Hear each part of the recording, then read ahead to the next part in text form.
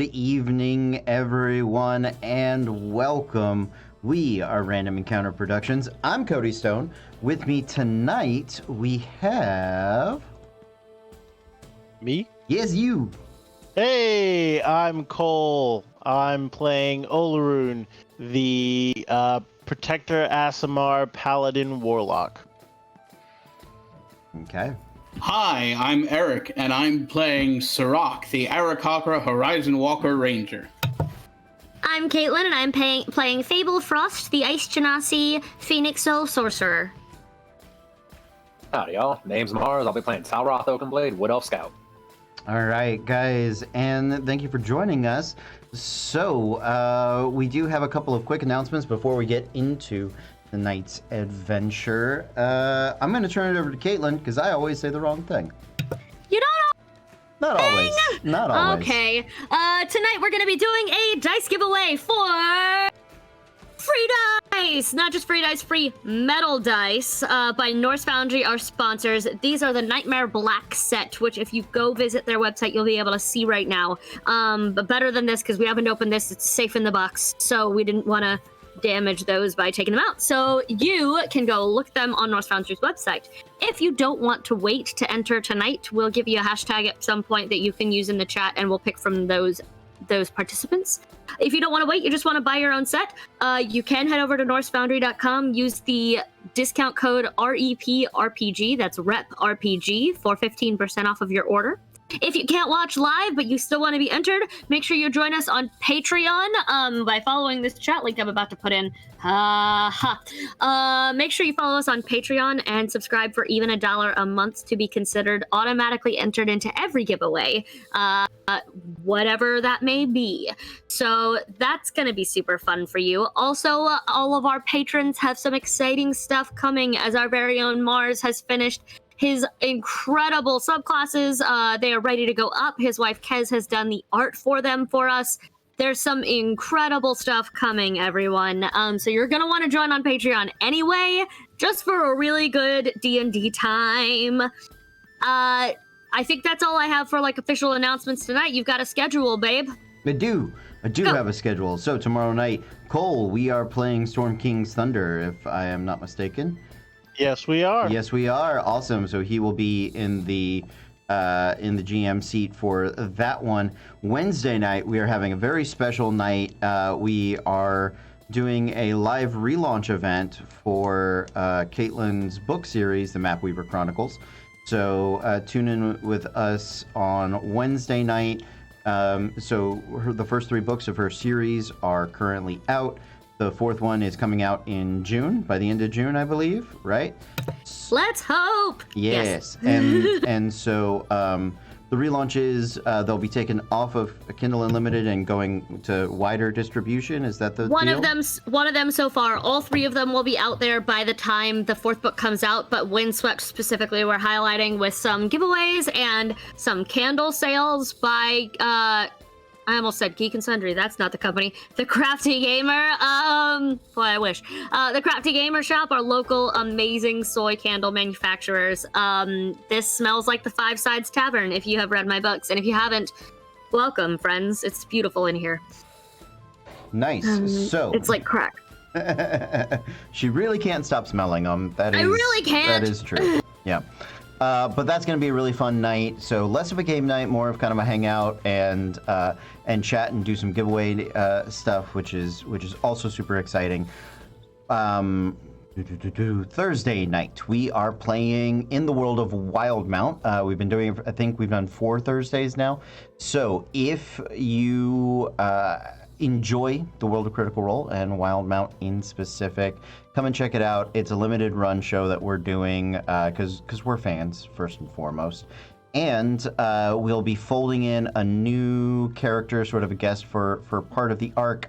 Kez, who plays Treasure on other Monday nights here with us, she'll be joining us, and we'll actually be featuring one of Mars's subclasses. I think it's the Plague Sorcerer.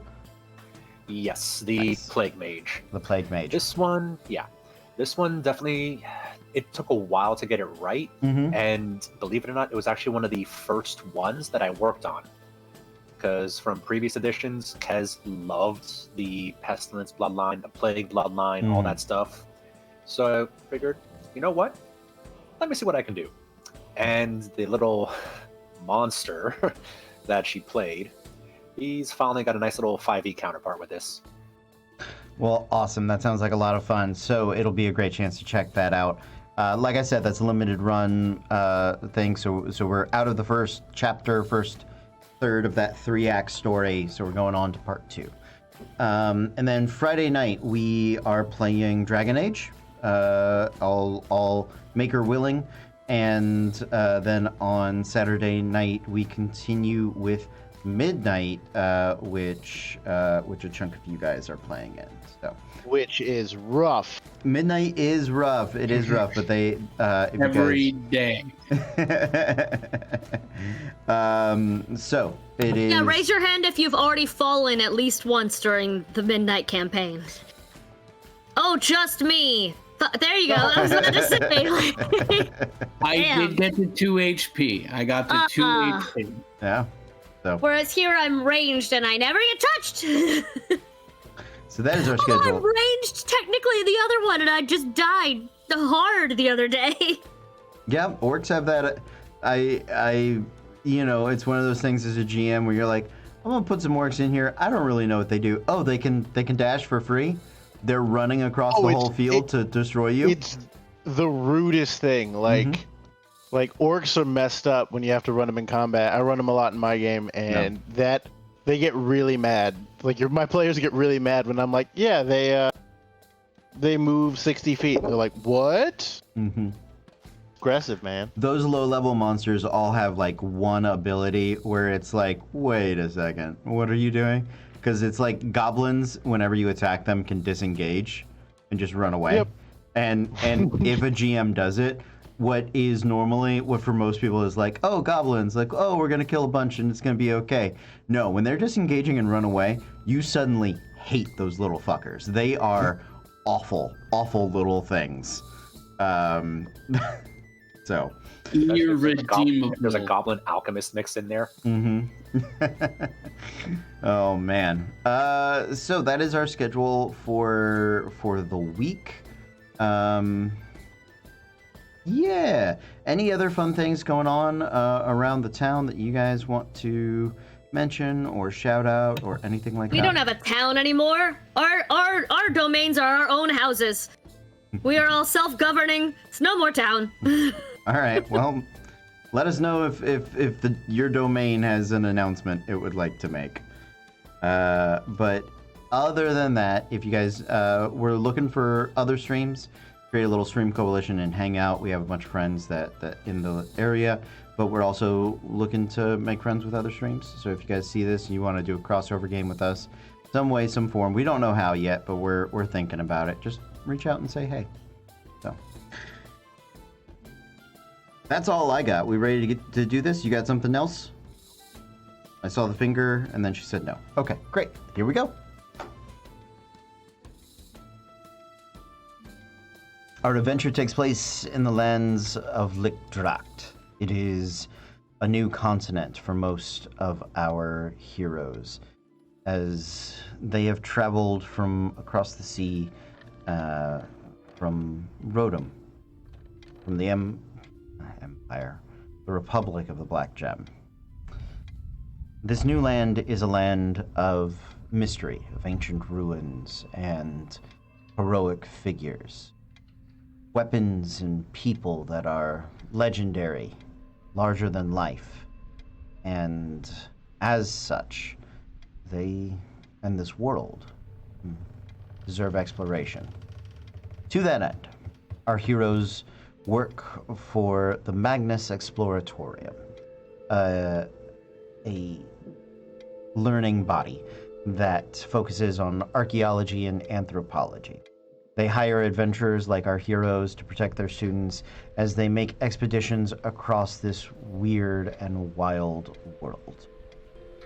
Recently, our heroes have returned from one such expedition, a two-parter. They freed a errant poltergeist, an errant spirit trapped within House Ilrain, an ancient elven plane-shifting manor, and they met a primordial earth elemental spirit who had deemed himself the Lord under the mountain and prevented a group of grave-robbing hobgoblins and goblins from stealing the powers of his steward's staff. On their way back to the town of Dorian's Dawn, where the Magnus Exploratorium makes its home, they were set upon by a scouting group of lizard folk, two of them being clearly distinct, wearing dragon masks made of adamantium. Our heroes have been blessed with a boon, a reward, for aiding the Lord under the Mount, not just with ancient knowledge of stone, but with adamantine-dipped weapons. And it seemed as though those scouts had come by specifically to steal those things. Once they had been driven off, the leader sacrificed himself and in a column of fire disappeared into the sky.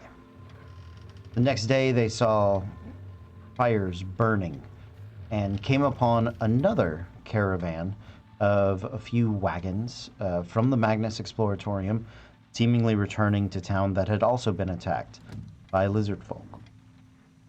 There they met with the head of the adventuring college within the Magnus Exploratorium, one Alvaro de Montez. And he shared with them his fears that somebody working in the college, in the university, was either setting up the students to be attacked or selling those secrets. That in some way, a member within or with privileged knowledge was betraying Magnus Exploratorium. And so, our heroes have returned to town. A town that is not nearly as safe as they had hoped it would be on their way back. So, because we have a little bit of a rotating cast and smaller cast, specifically because we can't all be around the table the way we like to be, if you guys have not noted what you had dipped in adamantium, do so, and you can message me that on Discord. Send that to me. It doesn't give it any magic properties, but it does allow it to deal additional damage, automatically crits on inanimate objects. So, additional damage for that. Or in the case of the adamantine lockpicks, we're going to stop breaking as easily. Yes. Please and thank you. I have handed those over to Talroth. We're not doing this anymore. Yes, your adamantine lockpicks will no longer break. They will now break the locks instead. So. Yeah, I think kind of that fable.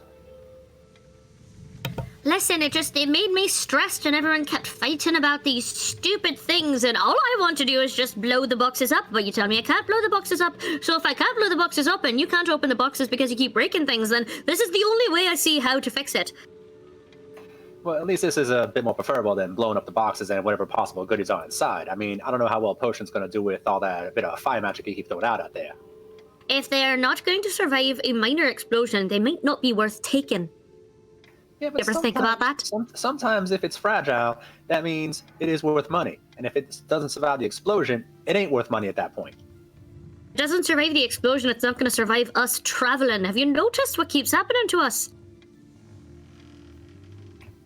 I mean, I'm not wrong. No, you sure you're wrong. I mean, check me. Yeah, I mean, Treasure the other night. I mean, yeah, that was impressive. Yes. Tits a-blazing, just running out into the field, which was incredible. Yeah, trying to get out of how she manages to fight. That was a pain in the ass. In any case, Oh, by the way, Alvaro, Fable, what? you might want to look in your bag later on. should I be afraid? I feel like I should be afraid. Oh, I'm walking away at that point.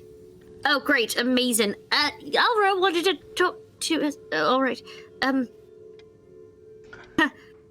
Alvaro wanted to speak to us, I believe. So you guys have made it back to Dorian's Dawn, and you've probably separated, at least for the night, gone to your individual domiciles to rest, to recover. You guys have had a hard trip. And now you've come to know that the expedition to the Forge, that was initially scheduled to depart on the 1st of Apex, has been postponed. All extracurricular expeditions have been. Now let me rephrase that. All expeditions have been postponed. In the meantime. So, you guys are on the 30th of Numenera. What would you guys like to do? What time would you like to reconvene? Would you like to reconvene? I mean, I'm assuming so. Otherwise, you can go home and not play the game at this point. I don't Fable, they are home. They just turn off the computer. Yeah. Fable has made it very clear that she's anxious to talk and figure this out. She is planning on being at Alvaro's door at an ungodly early hour, like Children on Christmas. You have to. He probably has to convince her not to come at daybreak. Okay. Unless he wants to talk that early, that's fine. So, for your information, Alvaro did not return with you. He had other expeditions that he was checking on. That he has to go round up. Yes. Okay. So We have to wait for him to come back. yeah, he said he should be back in a day or two. But Then, Fable would like to, in times of stress, she'd like to either find a theater, a performing troupe in town to go watch, or a library. One or the other. there's definitely a library. There is not a theater per se. There are a number of taverns around that have small stages that troops and troubadours will perform at. And if a large scale performance comes through, they may take over a lecture hall. Of course. But Yeah. it's not exactly a theater town, at least not yet. Yeah. Nobody's It's committed that. no money Yale to it. Drama Department. Got it. Give me time. I will work on that. But no, she will sequester herself in the library and look for a good spy novel to read. Because there's a mole, and that means I have to learn how to find one. So she would like to find a medieval espionage book, please, and sit in the corner reading it. Very excited. Okay. Make an investigation check. Yay! That's not great. Also, when she's in private, she will check her bag in fear. Looking for whatever the fuck Talroth did. Investigation. Oh, a whole 10. Okay, well, you spend most of the day looking and starting a variety of which you think are espionage stories that often turn out to be Porn? Nah, I mean, some, Okay. sure, absolutely. Others are just other romantic entanglements, and you know, it's a wide variety of things, but none of it either grabs your attention or is really what you're looking for. So, Well, that's fine. I still fits around. What is in my bag? Talroth, would you like to message her what is in her bag? Yeah. Okay. Well, just so everyone else also knows, Thanks. you'd find one of Talrod's daggers in there with a note tied around it, and the dagger was dipped in the adamantine, and the note pretty much says, "Thanks for the tools, but take care of yourself too." There you go. She's going to pet it a little, and when she holds it just ice all over the the blade and the handle, obviously, because that's metal. She kind of looks around and is very excited about it, and I'm going to call you Tally. She puts it away. And there you go. Tally, because a nickname for Talroth, but also she can tally up how many people she kills with it. It'll be none, because she is a squish. But you're welcome. Okay. So that's what Fable's up to on Day of Numenera.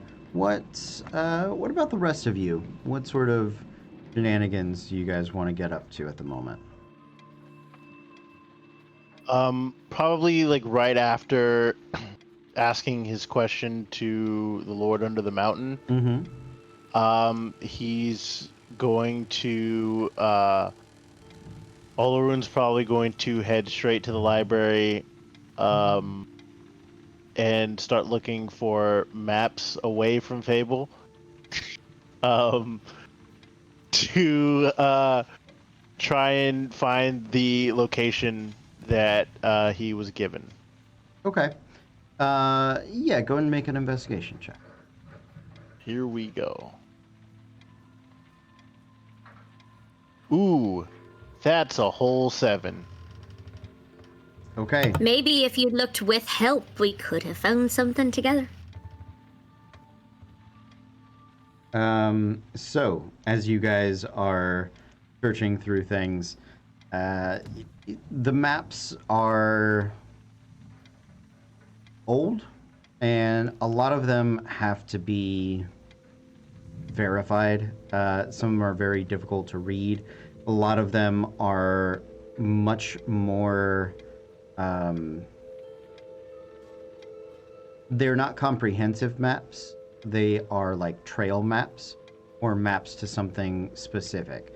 None of it seems supremely interesting or useful to you, but you get an interesting look at the cartography process of the people of Lipdracht, or at least of its early days. After like not getting anywhere, Olarun just like goes, "Gah." Talroth. Well, first thing I'm going to do is go back and start collecting some of the earnings that I had left back here. Okay. I know there was 100 gold for squashing a bug that I need to pick up. Yes, the bug bounty. Many of you do have the money to claim from your bug bounties. Oh yeah. You can go ahead and do that. Cody's just throwing real life at us. We've got a lockdown. We've got murder hornets. We didn't even know it. Like. Oh yeah, giant giant hornets, giant horse. Oh my god! Hornets. What if the game is becoming reality? What if we are Jumanji? Then put that evil on me.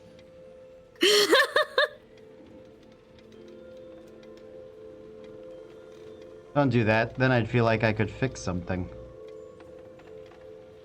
I know. Talroth, other than your bug bounties, anything else you want to get up to? Minor things mostly. Sure. Maybe just spot a shopping, see if I can find anything that's interesting. Maybe some nice footwear, something a little sneaky. Okay. Aside from that, probably just getting used to the 2 swords, just still examining them, kind of understanding where the family's from, see if I can find some history on them. Just little side study. Okay. Yeah, if you want to make an investigation check on House Hill Rain once you get to the library, you don't know that this particular library is going to be terribly useful, but you can still check on it. Sure.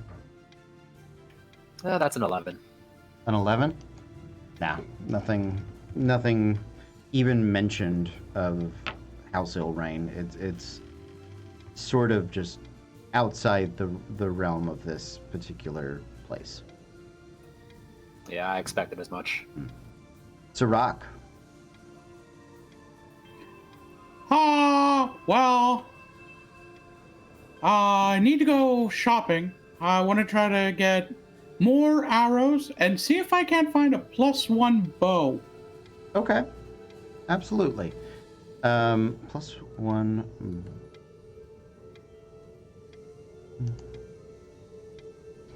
So, as you sort of make your way through and around,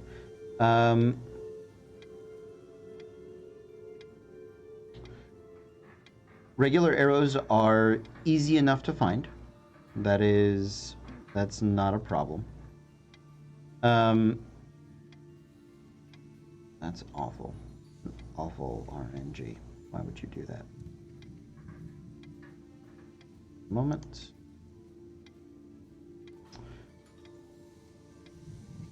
As for weapons, you do find a +1 short bow. You don't find a +1 long bow. So that is... And the range on that is 60 feet, right? The short one, I believe so. Yeah. 60, 180, I want to say. Short bow still has a pretty good range. It's a D6 instead of a D8. Instead of a D8, yeah. Yeah, that's its major drawback. That's what you find as far... I mean, you also find +1 hand crossbow and a +1 light crossbow. And you can find +1 arrows, but longbow specifically doesn't pop for you. All right. I'll buy a couple more arrows then. Okay. 1 quiver of 20. Sure. And I'm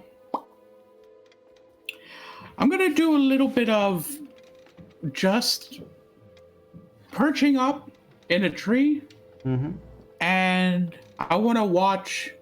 I want to watch people in the university and see if I see anything noticeable, worthwhile. Okay. You can make either a perception or an investigation check if you would like. I will go perception. Yeah, that's kind of what I was more thinking or feeling. So yeah, go for it. That is a 19 plus 5 for a 24. Okay. Yeah, you perch up in one of the trees that is in the sort of central courtyard of the university. So you can see a lot of the students coming and going. You can tell there is a lot of anxiety. There's a lot of students that are angry about their expeditions being canceled. There's also more students and more guards and adventurers in town than you have probably ever seen. And it is a good reminder that the population of the place is only sort of at an equilibrium when a good chunk of people are away from town at a time. And suddenly you have, I don't know, 2-3 times what the normal number of students is in and around. And there's a lot more of them than you expect. You do have a keen eye, so you do see Wyatt coming and going. He seems to be one of a malcontent in so many ways, and he was heading up, if not exclusively, he was part of the group that had thrown their weight and support and wealth behind the expedition to the Forge. So to see that be delayed has really put him off. And you can see that their expedition was ready to go. There are wagons, there are beasts of burden. Like they've got the full Oregon Trail, or either one. You can pick your game there. Like set up. They've got the wagons, they've got the oxen, the aurochs, the horses, the pack mules. They've got every tool and guard and like and they have nothing to do with them now, you know? And the adventurers, you can tell, are getting anxious.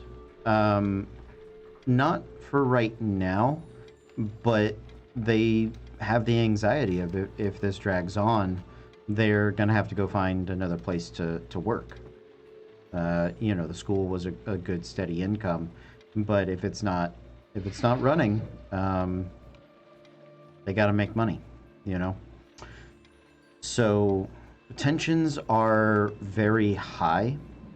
There seems to be, I would say, a set of like 5 teachers that seem to be the main ones enforcing this lockdown.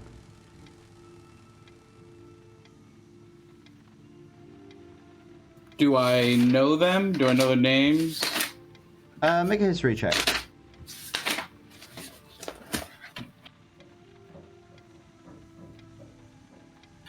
History will be 12. 12? Okay. You know a couple of them. You do know a couple of them. You do not know all of them, but you could spend the day and find out about them if you were so inclined. The 2 that you do know is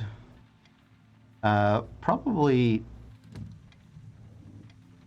one of the first people that you met here. Luna Zabaleta.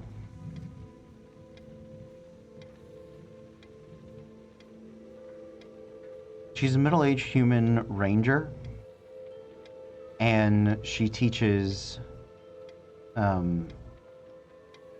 what is tantamount to the wild and wilderness, like, safety survival course.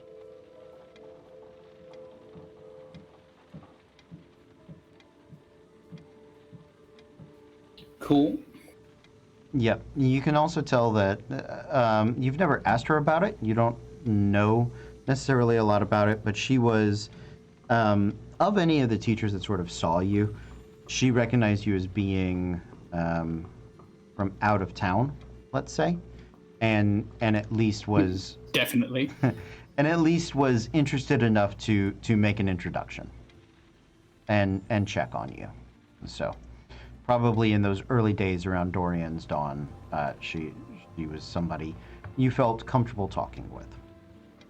Her gear seems far older than she is, but you've never really asked her about. Other than Luna, the other one that you do know is Octavia Songvi. She is a female elf.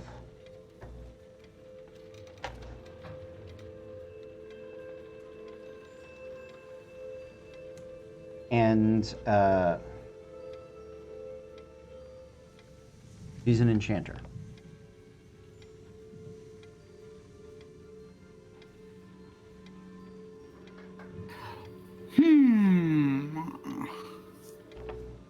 Not quite an adventurer, much more of a bookworm, but she has a reputation for dealing with curses and dangerous enchantments and cursed items that come back to the campus. Okay. Can I track down Wyatt? Yeah, Wyatt's not hard to find. Yeah, he is. You can see him. He you know which frat house he lives in, and he you saw him going into campus holding what looked like a petition for his expedition to go ahead. And if you wait long enough, you'll see him come out. Yeah, I'm gonna wait. And I'm gonna wait till he's I don't want to say alone, but until he's like not around people and actively trying to get petition people to sign up, and I want to swoop in down onto him. Okay.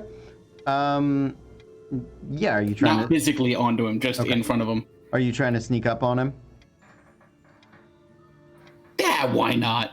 Go for it. That'll be a 14 to stealth. 14 is his passive perception, so you beats it. Yeah, you do sneak up on him. I'm gonna say he sees you like at the last second. So yeah, he is slightly startled. He doesn't jump out of his skin, but it's a little more like, oh shit, somebody's gonna run into me. As you come swooping into him. What would you like to do? Mr. Wyatt, yes? Yes. I'm sorry, have I made your acquaintance? Not in so many ways. We know mutual people. All right, what can I do for you, Mr. And when he says Mr., he has a... Is it a Mr.? I can't... I don't know if you're Donald Ducking or not, but he also doesn't know Eric Cochran anatomy, and your voice is pretty high, so... Also, may I just briefly point out that even when Donald Duck was Donald Ducking, his dick wasn't just out. I know. Like, I know. I mean, actually, if you look in the old cartoons... Oh my god. Winnie the Poohing, I mean, there's so many options there. Tony the Tiger, naked with a kerchief. Not Donald Ducking. I do have pants on. Sirach. The name is Sirach. All right, then, Sirach. What if... I know you were very upset when the mission to the Forge was canceled. Well, I don't think it's been canceled just yet. We have far too much committed to it at the moment. Sorry, let's say postponed. All right, postponed.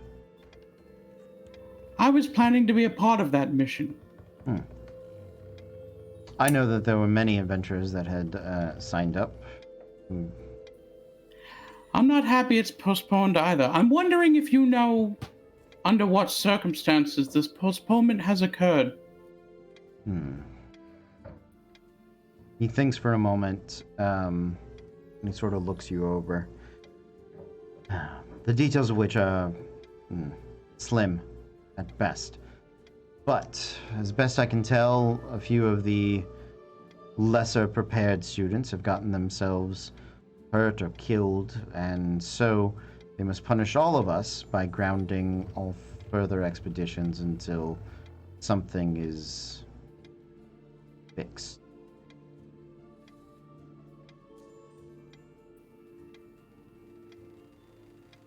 I don't know. You don't sound convinced.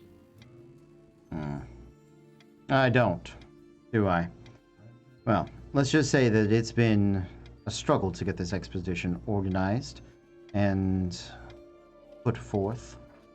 And it wouldn't be the first time that this august body has acted, shall we say, overly cautiously. I fully suspect that there is nothing for me or my team to be afraid of, and that by delaying us long enough, they'll hope that we'll have to postpone for a full year, or at least until spring.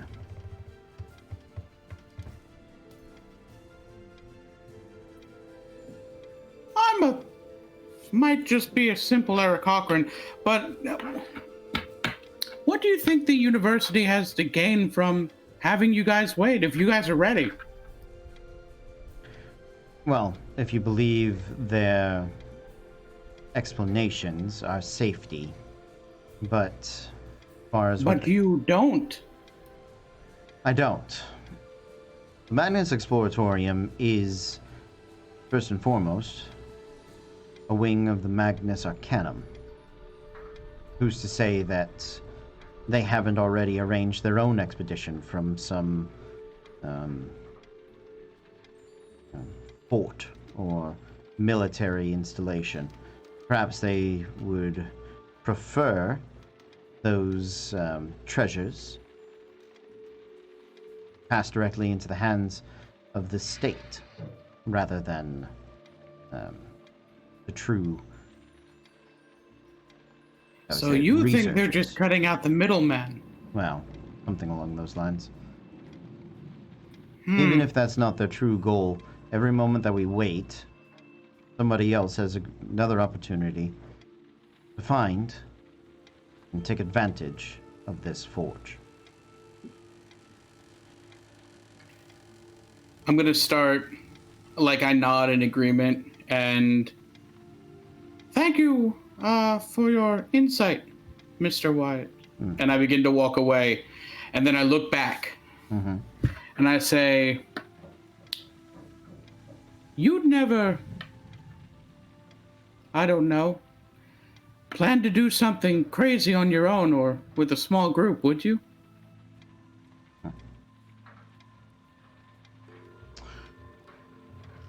There's no progress without risk. And with that, I fly into the air, and I go back to a perch, and I just keep looking around. Okay. Yep. Because you rolled so well, I'll go ahead and let you know. So most of those talking points, Wyatt, you've sort of heard probably bits and pieces of them.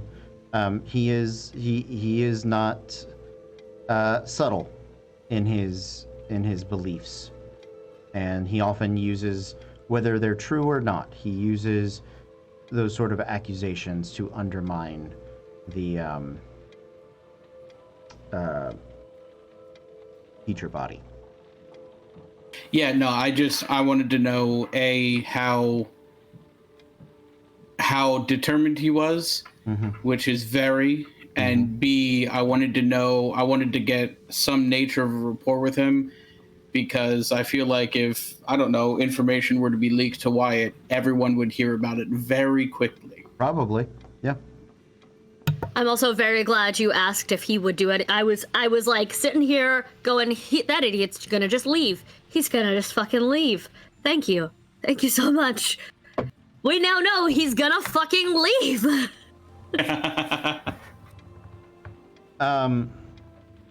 So you guys spend the 30th of Numenera on your own, sort of doing your own thing.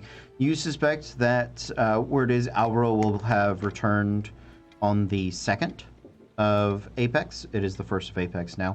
If you guys would like to get together and do anything before he arrives, you can. You do not have to. We can just skip directly to the 2nd if you would like to.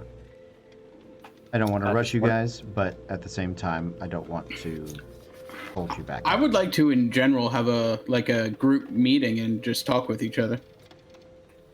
Yeah, before that, though, the wasp stingers that we had picked up, I'll probably just go cash those in. Okay. I think you said it was 25 per stinger, or... Yeah, sounds right.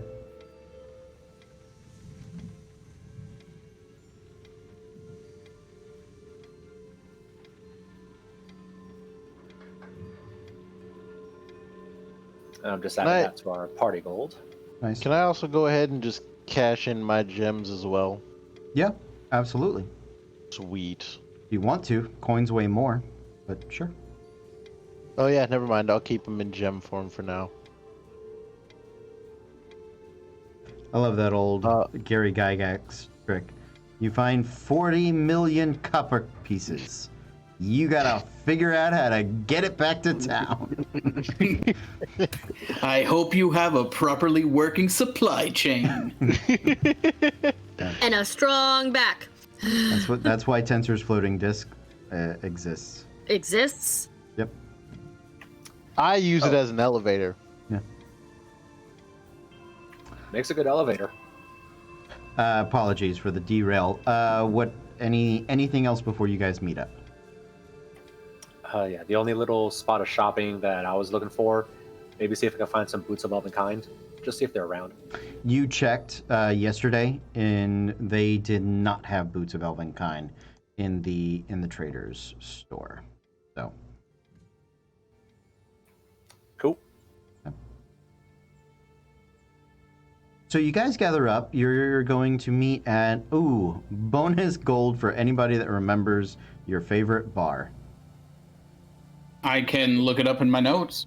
Sure. It's a real place from here. It's like the peanut butter house or something.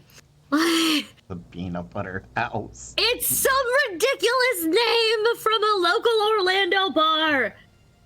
Oh, crap. I'm gonna find it. The public house? No, that wasn't it. No. I didn't. No. I didn't name I know, I our stopped. fantasy The bar. Hourglass Brewery. There you go. Hourglass Brewery, which apparently is a real place. That's somebody that's in the area. But yes, I like it. Thank you, Hourglass. And our favorite bartender is? Quick. Right. Damn, he beat me to it. Quickie. He was too quick. Yep. Okay. 25 gold pieces, Derek. You find it on the ground. So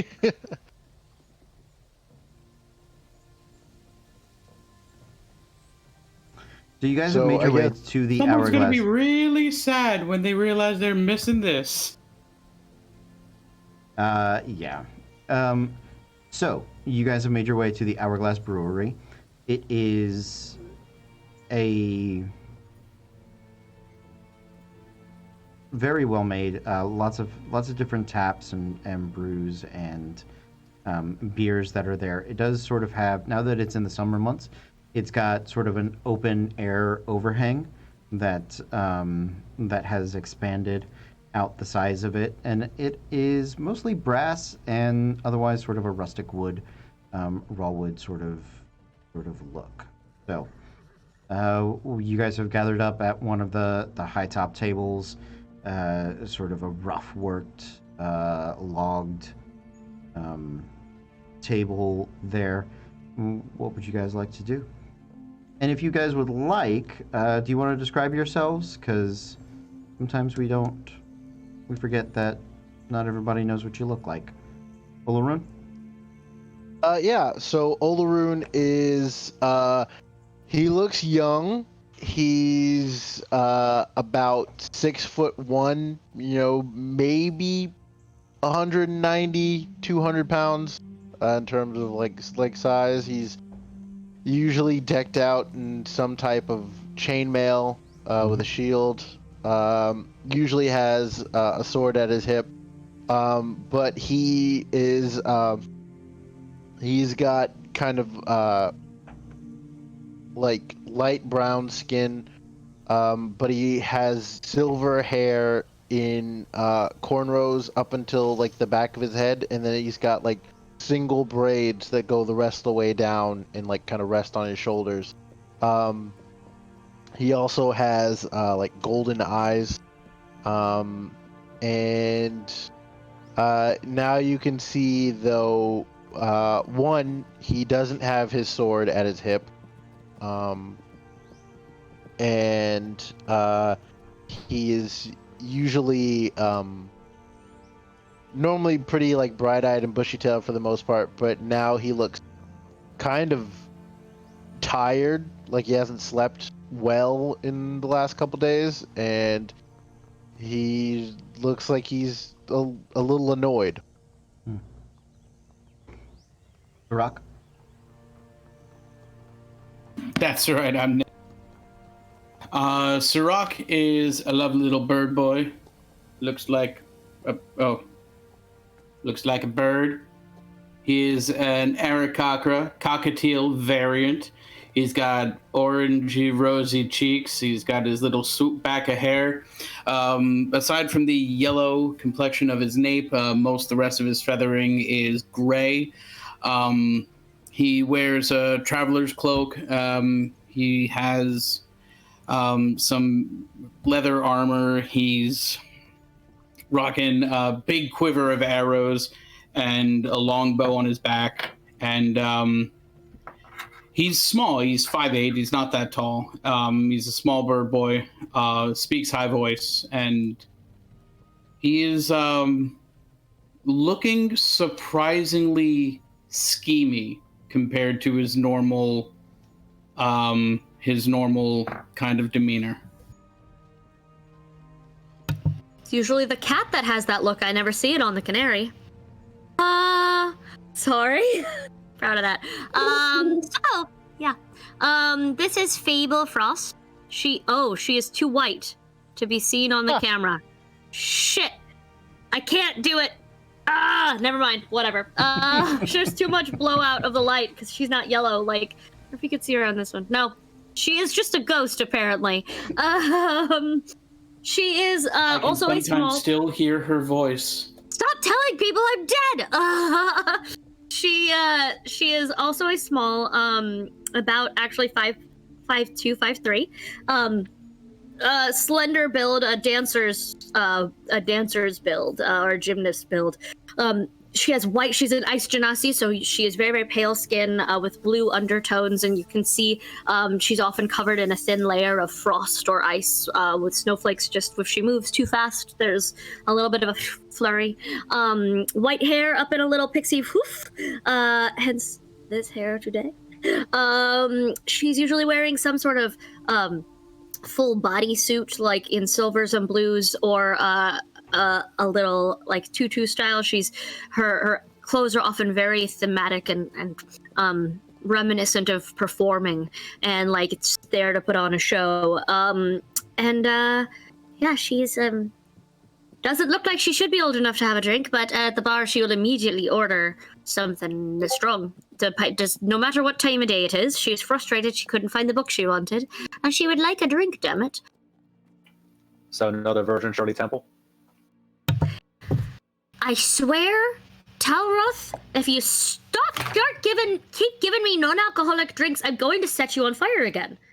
On purpose this time. I want my whiskey! Brings us to Talroth. Yep. Speaking of Talroth. Nice.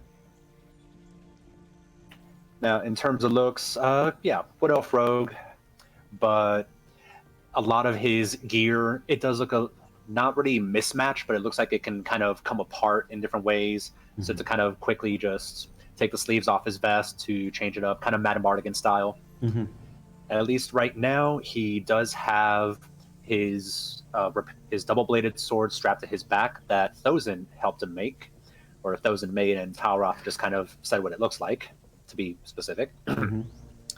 But he also has the two new swords that they picked up at House Elrain, kind of strapped to his hip. Mm-hmm. And yeah, just kind of walking in, slides Fable some proper whiskey. Okay. You guys are there in the bar.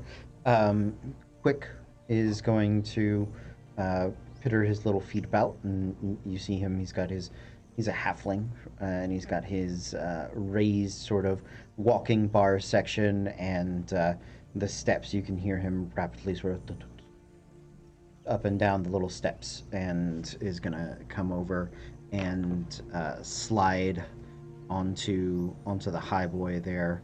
The drinks that you have ordered before he goes about making his rounds. It is a busy day, even as it is lunchtime. With not a lot else to do, day drinking has begun. So, hey, quick, when you got a second, I got something for you. Oh, yeah, sure. Just hold on. I'm coming. All right. What do you got? What's going on? All right, so I'm going to reach back into my bag and pull out a bottle of that extremely aged bourbon that I picked up from House Elrain. Yeah. And I'm going to slide it over to him like, might want to give this a shot. Very rare, very potent. Oh, I'm going to save that for the end of the day, because after this, I will need it. I said I was coming. All right. Thank you so much. Oh, he sort of pops the cork just enough to like get a smell of it, and you'll have to tell me where you got this. This is going to be great. Nicely done. And he's It gonna... might be haunted. What? Shouts after him. Huh? Nothing. What? Huh?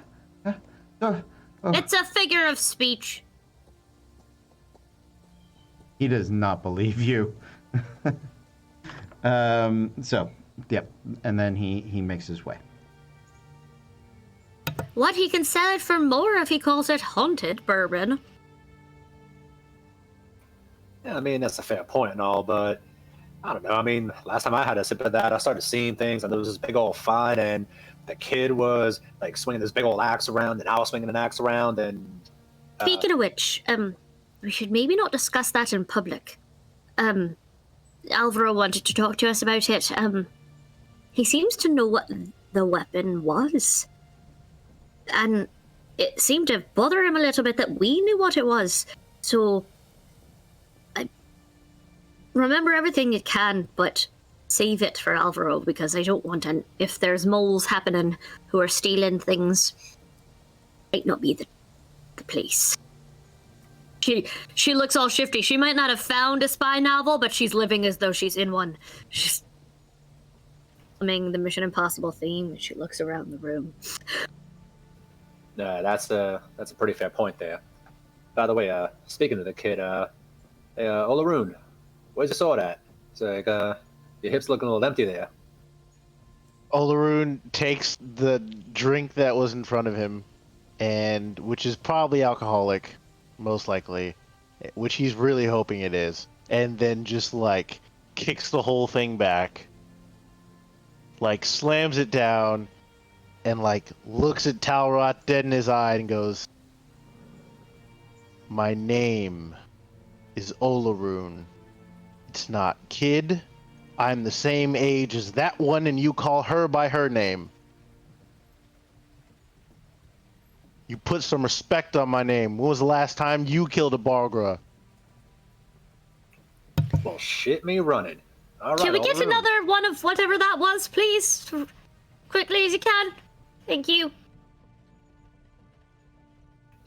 No, that was damn mighty impressive of you. I mean, shit, I wasn't able to do a lick of damage to that motherfucker, but you, no, that was all you, man. So, hell, I'll stop calling it a kid. Olaroon it is. And next round's on me. Okay. He just kind of nods and, "Sorry, it's been a long couple days. Are you alright? Yes and no.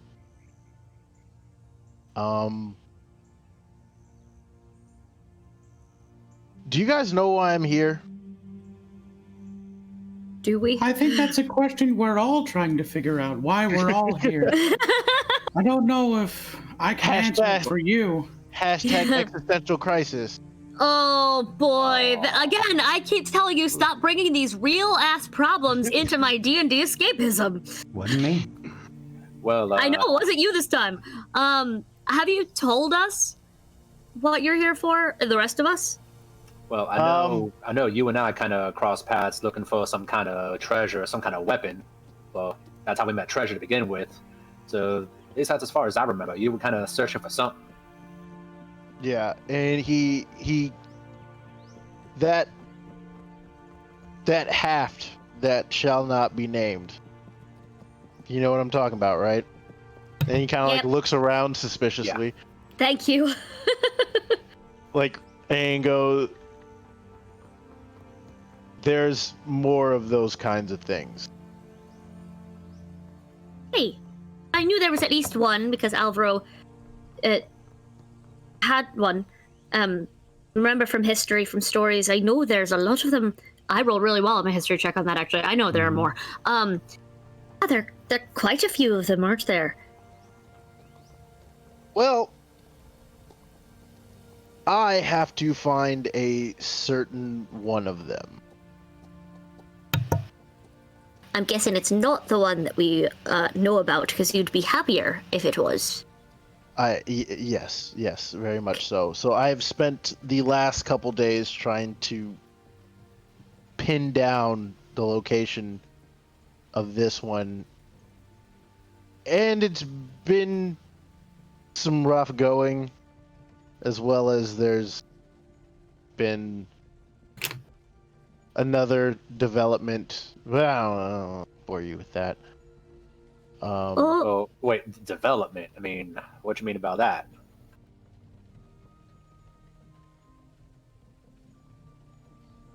So, you know, some of the things that I can do, right? Yeah, smack a demon upside the head and knock the undead on their ass. Yeah, all that kind of good stuff. Fly. Wings. Thank yeah, you. the So Rock flying. and I are on the same page. We're like, flying. Ha! Yeah, you gotta teach me how to fly. That'd be kind of fun. I mean, he kind of like looks behind him. He goes, I mean, there's nothing. It just happens. I don't know why. God, Alroth, you can't just go around asking people with wings to teach you how to fly.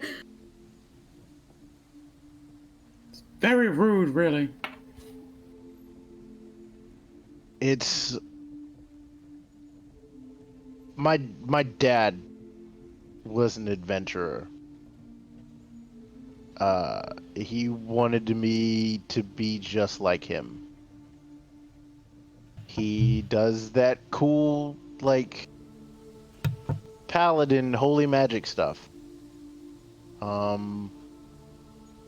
Between him and my mom, you know, there's a lot of practicing to be an adventurer while I was growing up. But Is that what you wanted to be?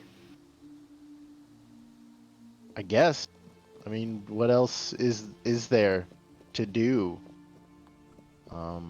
And on top of that, you're gonna think I'm crazy, but that sword, or that I told you about that I'm looking for, kinda sorta came to me in a dream and told me to find her. It's a female, evidently. And in return will help me do some really cool stuff. Well, we can stop trying to. We can tell Treasure and Sarai to stop trying to set up Olaroon. He has already spoken for a sword. No mere mortal woman can top that. Not gonna lie. That's weird. Have you met me? I grew up in a circus. Your swords are for swallowing. Is that not what you do with sex? And Olaroon just kind of like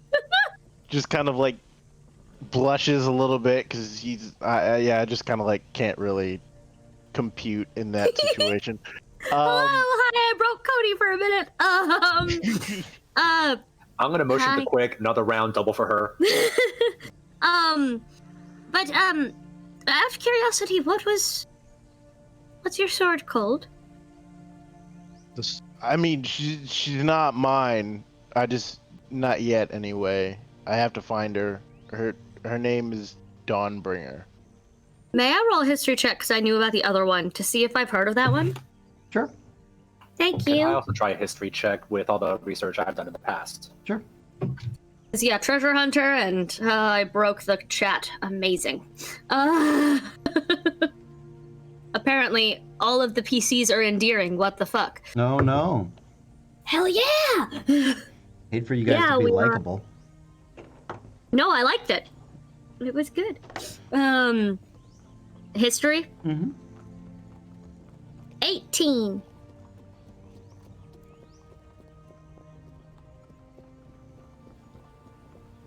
Alroth? Oh, I not one. Oh, okay. Sorry. I was thinking about it. I'm just like, drink. Mm-hmm. Yeah, Dawnbringer.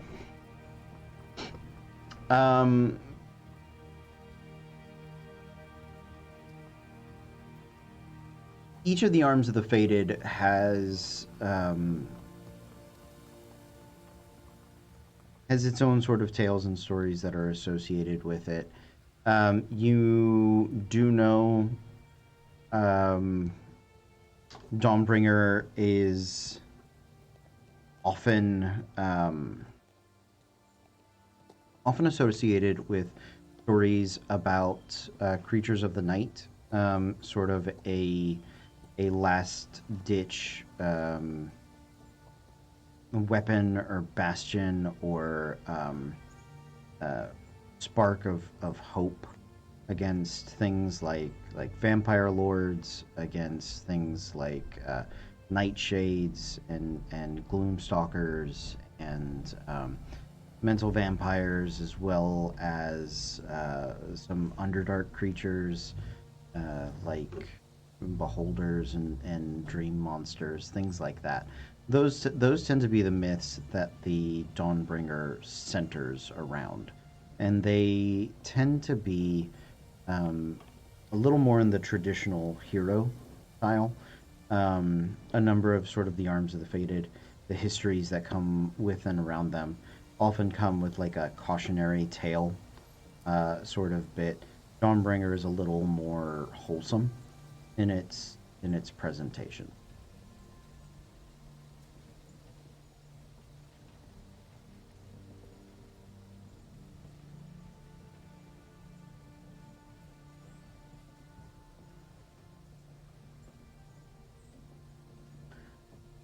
Quickly's just continuing moving around, putting up his drinks. So, if Olaroon just kind of like starts chugging it and then like slows down a little bit. Okay. Yeah, I like start chugging it and slow down a little bit, and I kind of put it down and just. So just an educated guess here then. You were so excited to go on this mission to a forge because that's where weapons come from. And it's a place to start? Yep. That's why I'm here. I was hoping to at least find a lead on where I can find Dawnbringer.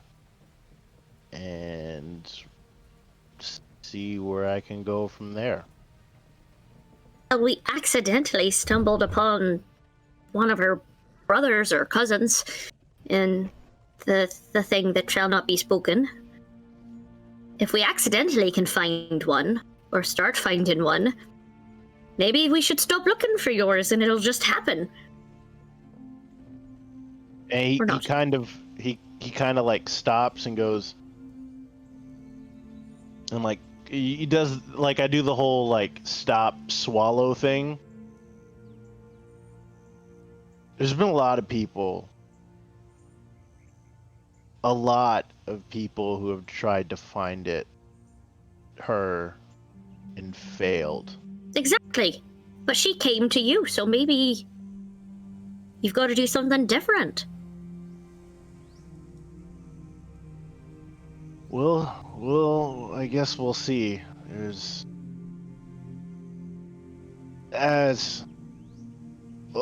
Anyway, we'll just talk about it later. We gotta find a mole now, right? That's what it is. Before we can go out on any more missions, yeah. But I do want to help. That's what I wanted to talk to some people about. Oh. Shift. So, here's it going.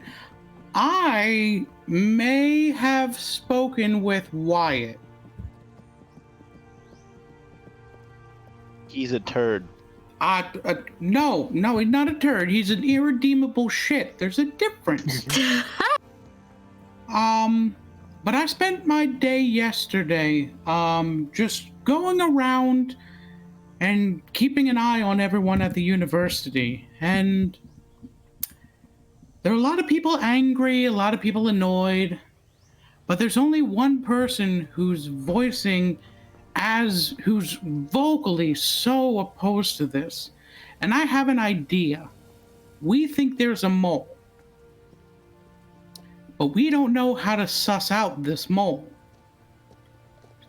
I can bet that if we leaked some information to Wyatt, it would get around, and then we could set up a trap for the so-called mole. The mole isn't him. Of course course it's not him.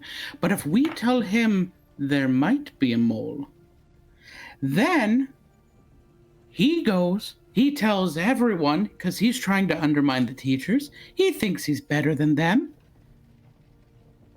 And then it gets to the mole that there is thoughts that there might be a mole. And we set up a trap. We set up a plan. I don't disagree with the theory, but I do worry that Wyatt, we've seen what he's like, is an unstable catalyst for this sort of trap. Even if he knows nothing, he may say something to the wrong person, or decide to keep his mouth shut, or decide, I'm gonna find them all myself, and then pair up with them so they'll stop, and then I don't necessarily trust him as a tool, honestly. I mean, he is a tool, but not the kind we need. Yeah, I'm kind of agreeing with Fable on this one. Also, Of curiosity, what's... You go. Sorry about that. You're good. Yeah, what I was just about to say was, if we start kind of spreading the word out there and it gets known that there's a mole, what's to say that the mole just skedaddles and then just nothing? We don't hear anything about him. We don't know where he came from, who he's going to. However, the basic concept of spreading information that might get back to them is not a bad idea. I just don't think we tell that we know there's a mole. I think instead, we plant the seed of a fake expedition or a fake artifact. They have been asking us, they've been hunting us down for having adamantine. What if we fake something? Or pretend like we found something big and wait for them to come to us that way? That can work too. I think it's safer than, you're right, spooking a mole, but the same basic concept of admitting that, of bringing a mole to us. Yeah, plus part of me can see that if Wyatt somehow manages to get the mole's attention and then he outs the mole, he's going to look like a big old hero and he might be taken a little more seriously. We do not need him taken seriously.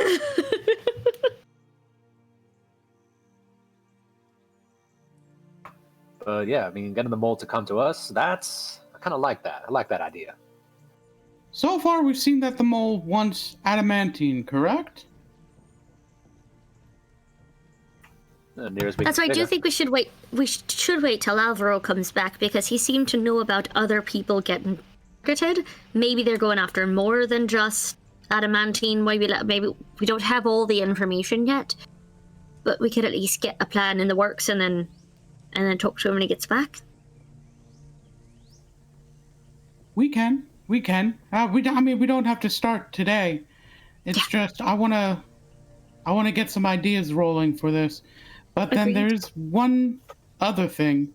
When I spoke with Wyatt, there might be a non-zero chance that he might be wanting to, willing to, planning to move on with an expedition regardless. In other news, ice is cold.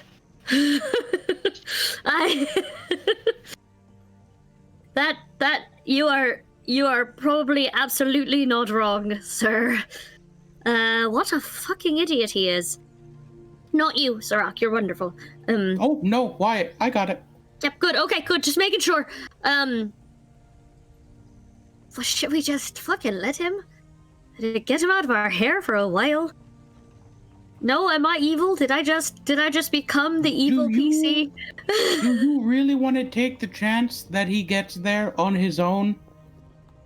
You think he's insufferable now? That's really true. That's a better reason than my thought process. I am a terrible person, it's fine. Fable's just gonna have a small crisis. It's okay.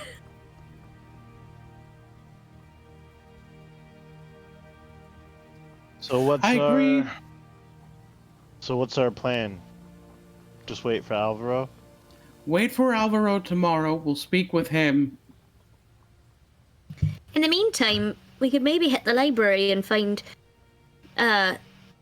if there's research on other mythical adamantine artifacts, I'd like whatever we said we found to somehow be based in truth. If we just say, oh, we found this of adamantine in the mountains, and they go, that's not real. But we could maybe research where other ones are and see if we can whip up a probable lie.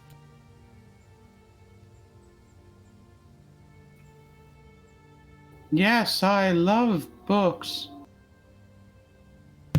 I can go. They're like trees, but dead. Well, I hate that attitude, so I'll go to the library. You keep spying on people. Yeah, I'll kick on to the library with you. Yeah, I'll probably go. I'll help him out a little bit in searching for those, but I'll also try and look for any stories about anyone who might also be connected to Dawnbringer. Okay. Go ahead and roll investigation checks for things that you are investigating today before Alvaro returns. That's a spicy 12. I cannot roll tonight. 18. 11 again. While two of you find not what you're looking for, but you also feel like it just wasn't going your way. Olaroon, you are surprised to find that there is a conspicuous absence of mentions of the arms of the fated beyond that phrase.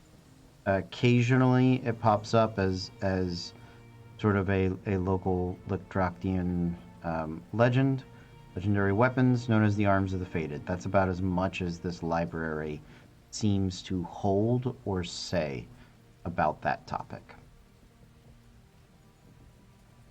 Oh, has one, right? Or had one. Or had one, according to the stories you have heard. Filing that away to have a conversation with said man when I have a chance. Okay. So, you guys spend the rest of the day.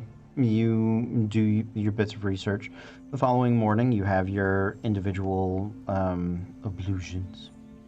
And you begin to make your way to the campus when word reaches you that Alvaro has returned and is in his office. As you are going, you can see that Wyatt has roused a number of his expeditionary party, and he is attempting to meet with Alvaro himself, although the hallway where his office lies, you can tell that there are Sirach, you notice those 5 teachers that are there sort of keeping the peace and keeping people in line. And so you're in the hallway in this odd sort of waiting pattern. Are you guys going to try to skip Wyatt and make your way in ahead of him? I am doing that for sure. I am kicking on the hood, and I'm just trying to sneak past him. Okay. Yeah, make a stealth check. And before we jump into this conversation, do we want to do the giveaway trigger? Yeah, go ahead and tell us what is going to be the keyword for the giveaway tonight. Tonight's keyword for these amazing free metal dice, is #mole hunt. So make sure entering that in the chat there. Will be given 2 in the giveaway shortly. And so that's always going to be nice. I believe I made everyone eligible. Stop it. Yeah. Amazing. So, that's #mole hunt. Yes, like that, but one word. There you go. Thank you so much. And hang tight, y'all. Okay, cool.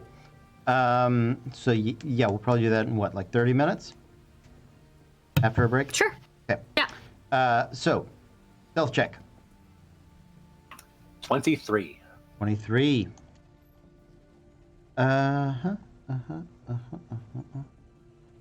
Go ahead and roll me a percentile.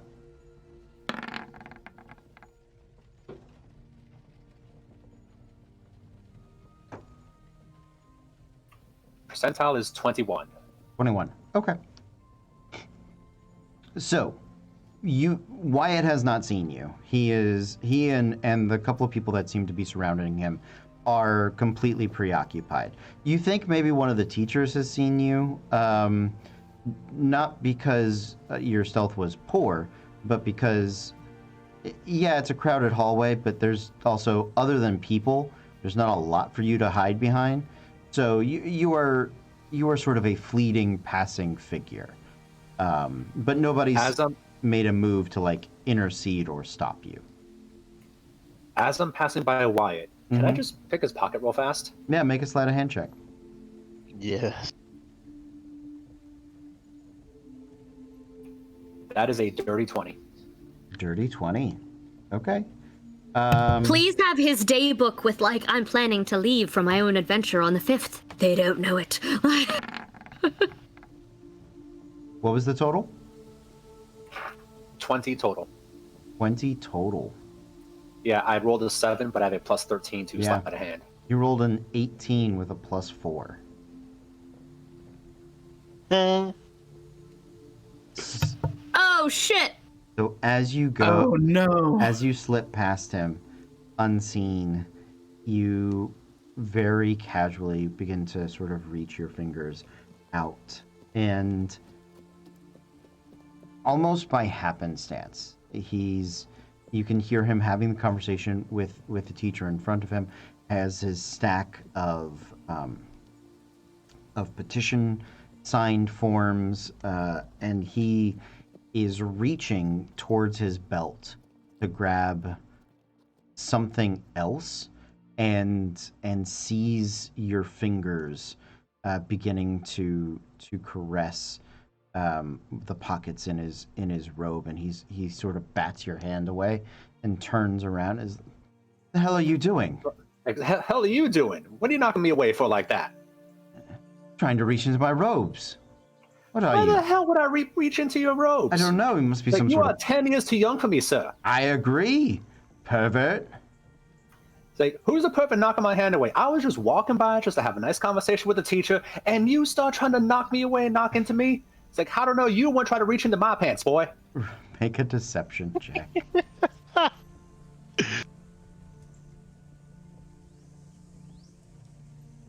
As all this is happening, can I also like try and like essentially push my way in to talk to Alvaro, and in the process like shoulder bump the crap out of Wyatt? You could do one or the other. Pushing your way into into Alvaro's office. Everybody's pretty distracted with this display, but if you're gonna shoulder check Wyatt, you will have put yourself in the middle of that scene. So what would I will you... be slipping in to see Alvaro and avoiding the scene. Just Okay. Yeah, actually, I'm gonna do the Yeah. same thing. Okay. smart. So I had rolled an 8. So that is a total 7 for deception. The scene begins to erupt as Alvaro's supporters begin, or Wyatt's supporters begin to sort of yell, and people begin raising their voices. A couple of people believe you, Talroth, and you suspect there are people that find Wyatt to be overly sensitive anyway, and probably just not fans of him. The teachers begin trying to keep the peace.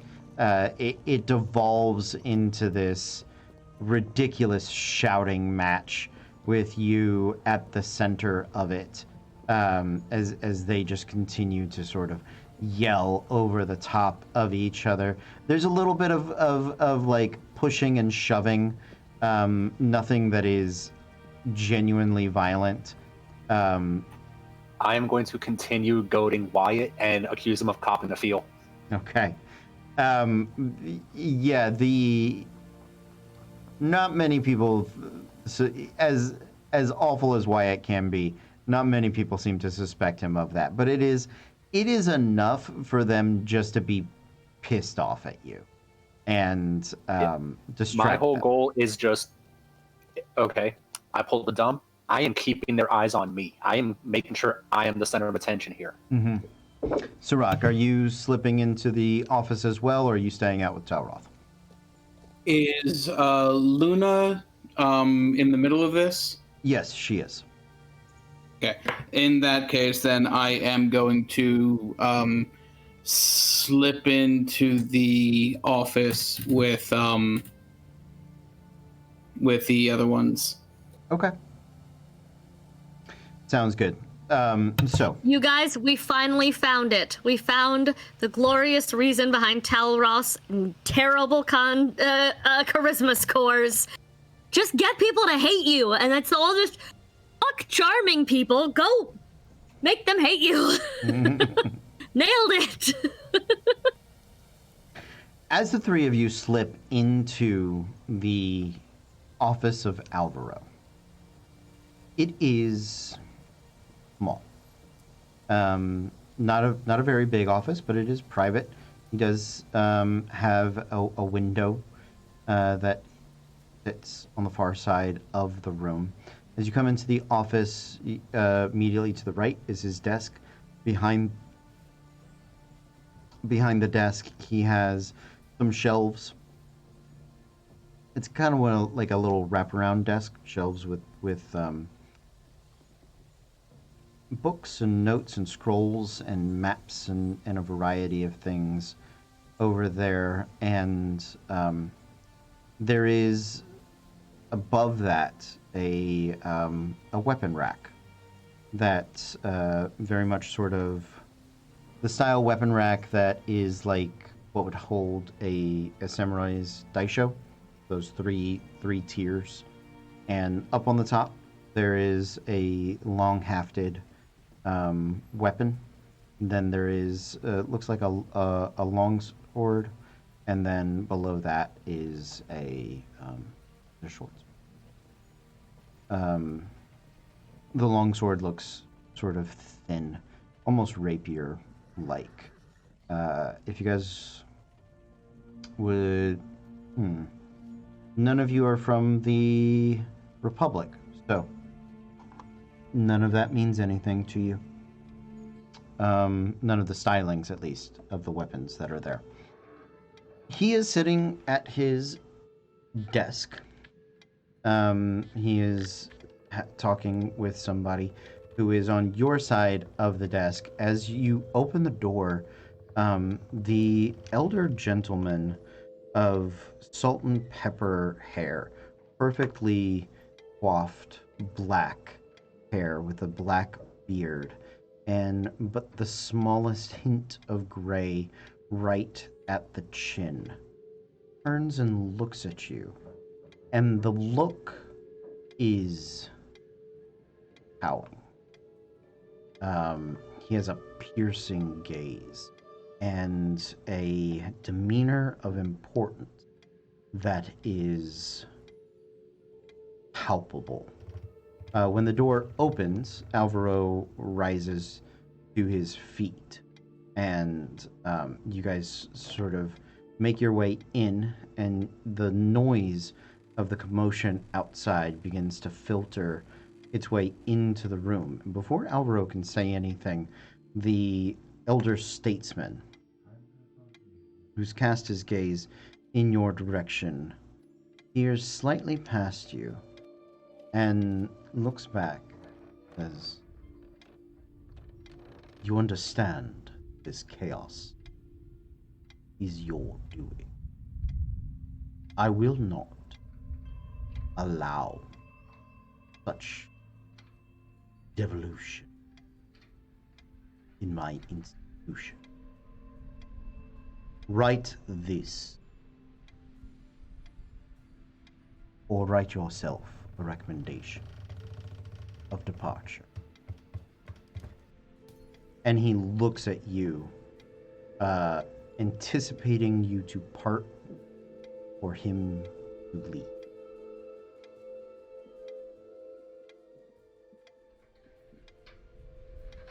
Are you guys getting out of his way, or are you going to stand put? going to move directly in front of him and say, "We have reason to believe the Magnus Exploratorium may be in danger."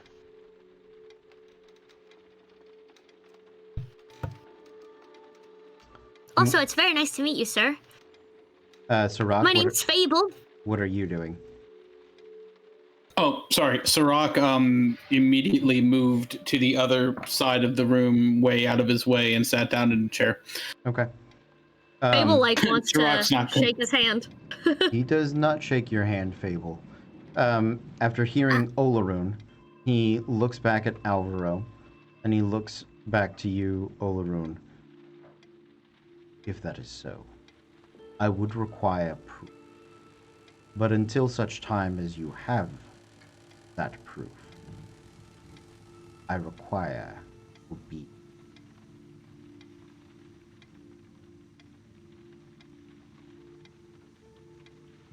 Olaroon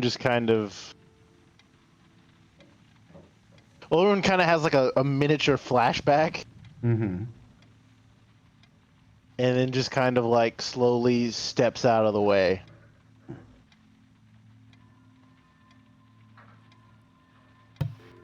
As if by magic, the door opens, and the statesman will walk out into the hallway. You can hear the commotion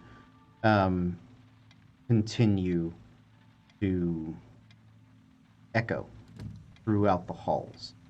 And as the door is slowly beginning to cast shut, you can hear everything go silent.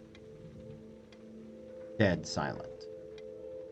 And those of you that can peer out of the door, you can still see people's mouths moving. Tauroth, you find your words empty. You can literally hear nothing. Yeah, all noise in the area has gone. And then you hear a reverberating word echo through the hallway, zone magic seeming to pierce the area as he declares, "Disperse." Tauroth, I need you to make, I believe it's a wisdom saving throw.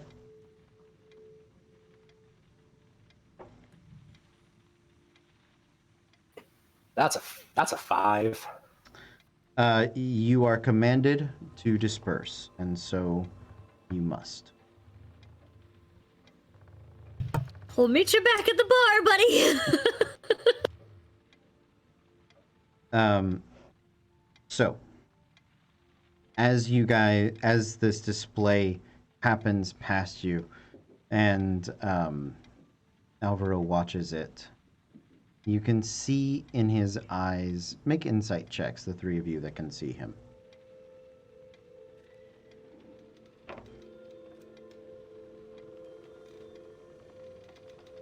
$18. 9. I've got to 5. sage my dice tonight. Olaroon, you spent much of your youth with tutors and teachers, and Alvaro in many ways reminds you of some of your best teachers who unfortunately find themselves having to answer to an administration or what might have been your parents once upon a time that have their own demands and agendas, and seem to hear nothing but results as opposed to the process and growth. When the door clicks shut, Alvaro sits down and looks up at you all, recognizing Fable and the rest of you, because you were actually at the scene, whether the players were or not.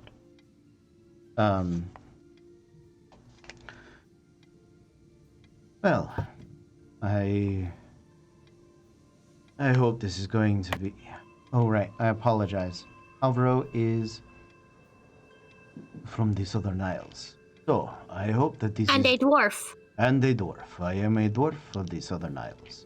For those of you that don't know, Alvaro is dwarvish. He has short red hair. His beard is trimmed tight with some white at the temples and at the edges of his mouth. He speaks with the traditional lill of the Southern Isles. Oh, so I do hope that this is a more pleasant visit than the last one that I had. I do that kind of magic, so your odds are probably pretty high. Yeah. Who's the scary motherfucker? That. That is the great and honorable Dean of the Magnus Laboratorium. Turns to Olaroon and she's like, remind me to add this to the list to tell Talroth of why he's not calling you kid anymore. Because that was also terrifying. More than most people would recognize him as Dr. Drake Galvin. So,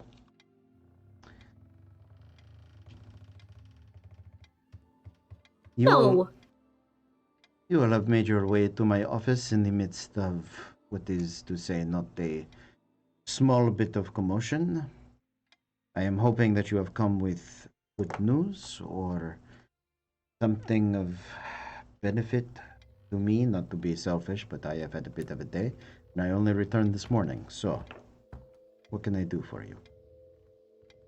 Starters, we could talk about the blood burner. The Bloodburn. What is it that We saw it, you know. You did? Well, in a absinthe-esque, trippy sort of dream memory. We saw a memory. We actually lived a memory. Back at the manor. It was like it was trying to tell us where it was. Or where it had been. What it's been doing. So, sounds good, Talroth. Also, when you come back, you can sneak your way back into the room. Because once the command is... Command only lasts so long. Once it's followed, you can reset, but you do have to take a walk and come back, so go for it. Yeah, I'm just gonna get a quick drink. I'll be right back. Go for it, please.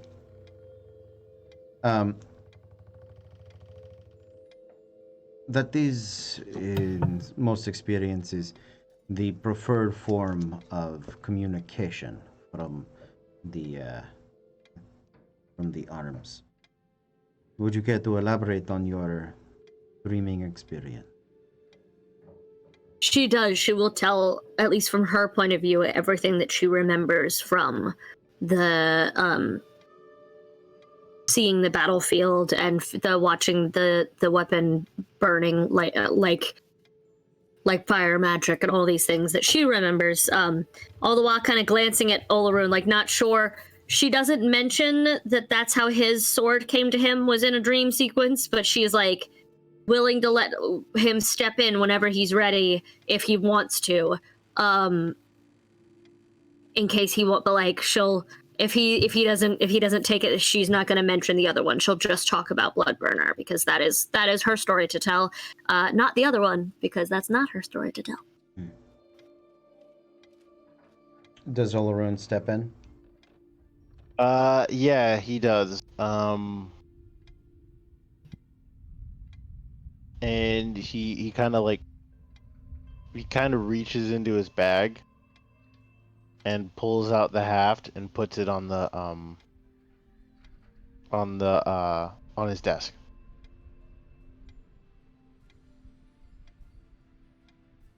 Alvaro looks over it for a very long moment.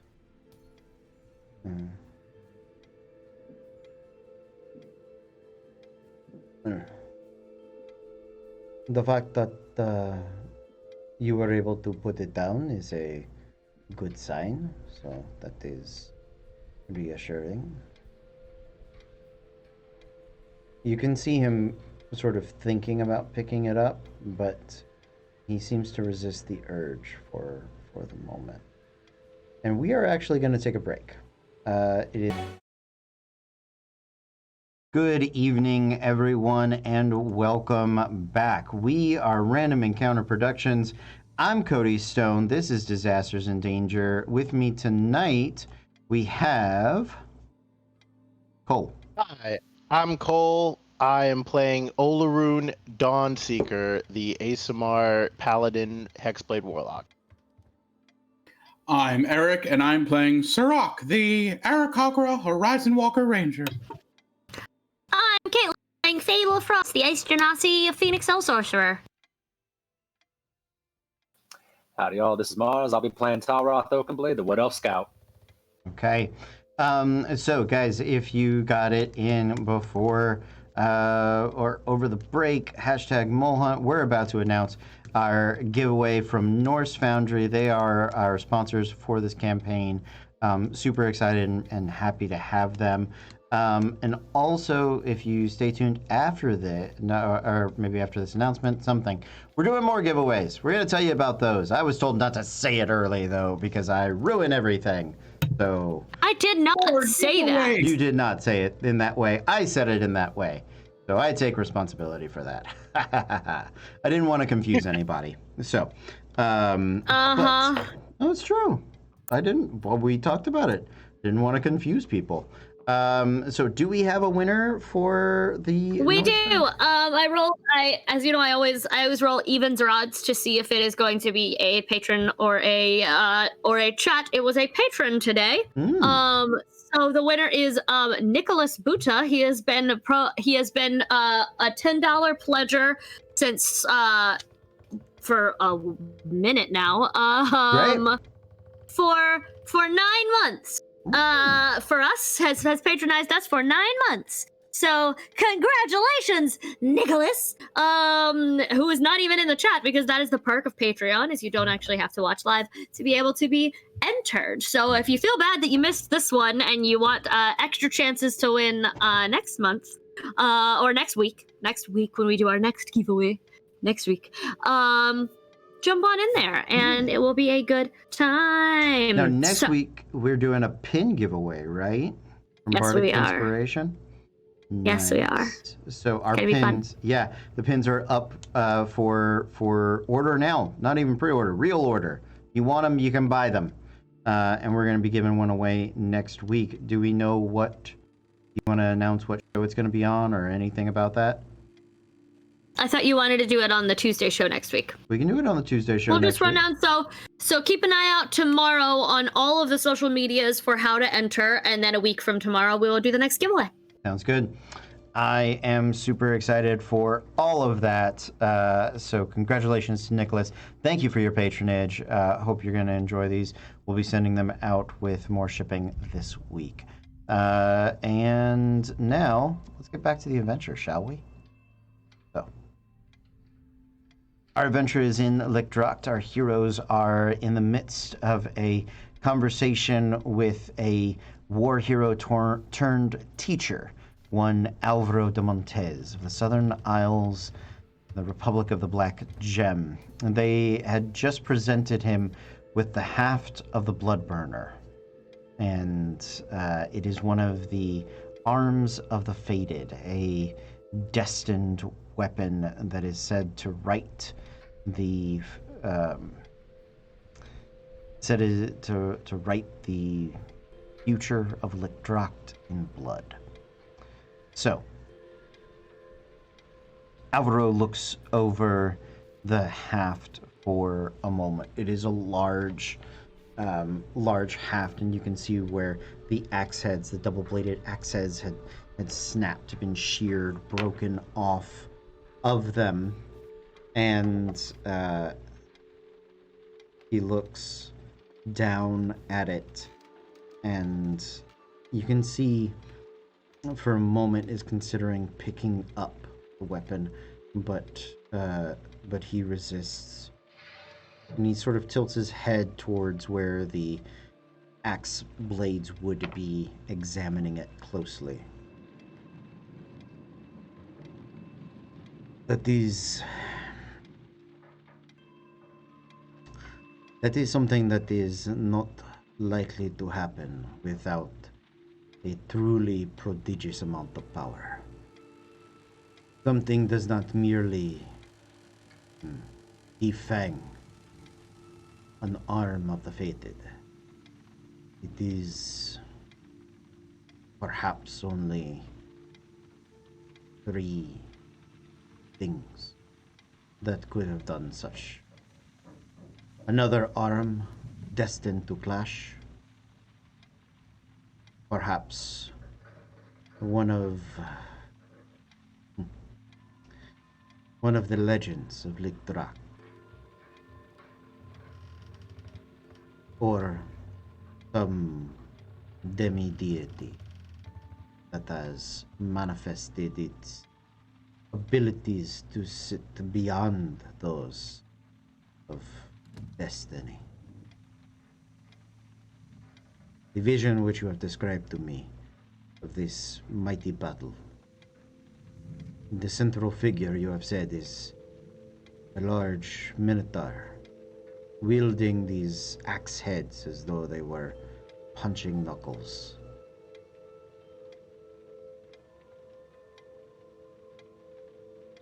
It sounds as though you know whom has your blood burner fates.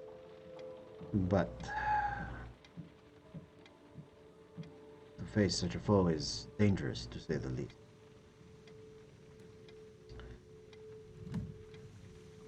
I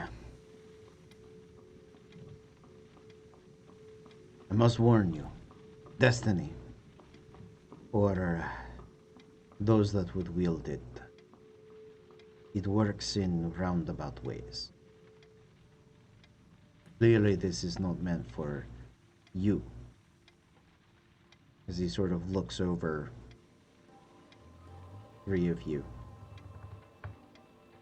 Tauroth probably sneaking his way back in about this time. And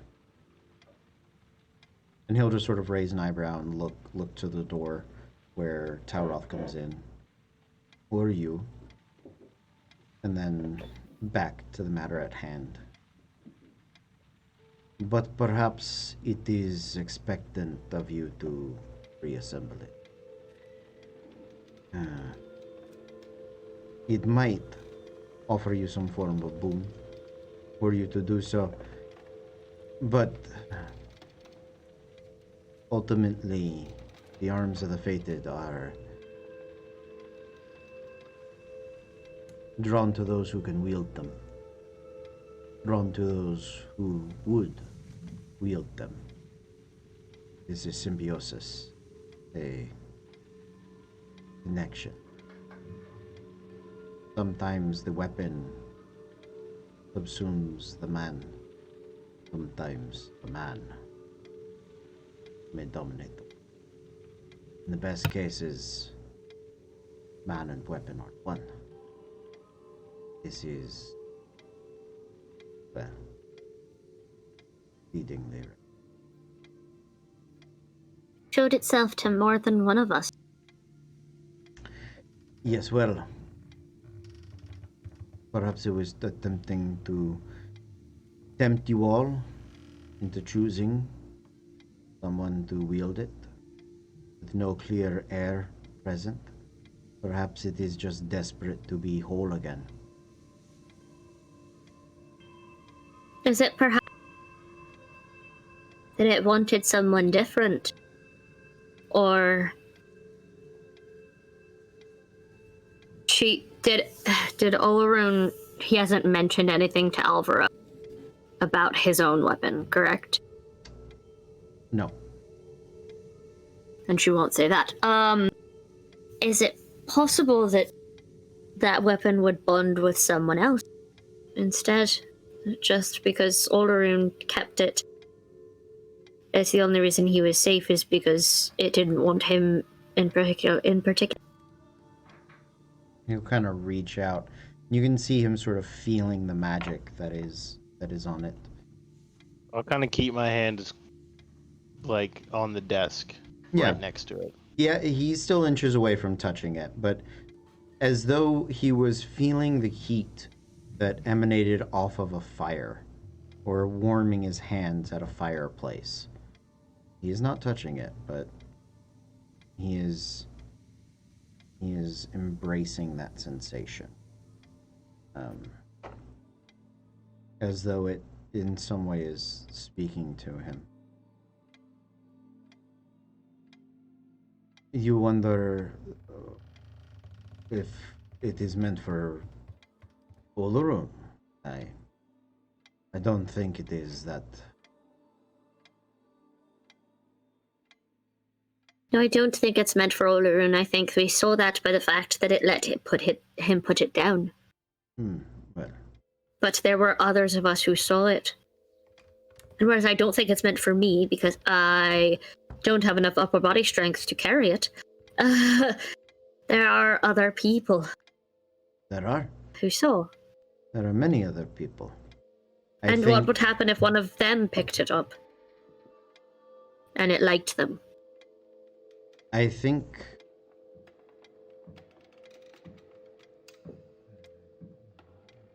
not every arm is destined for just any person. It is one that is intended that fits with your skills, your legacies, with your nature.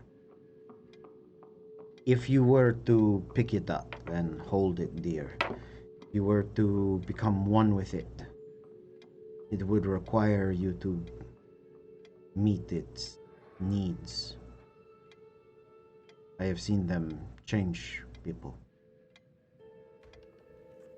Warp their past, their futures. Those are not good pairings. Those are not good partnerships. Those are deals of subservience made by desperate people to wield power that was never meant for them. That would kind of explain the condition of the abode that we found this in.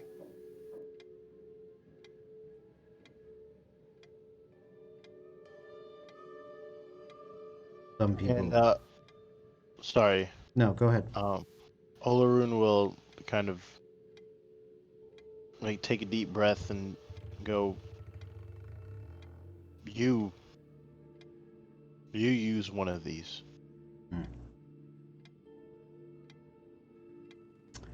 He'll nod, thinking, pondering. Well,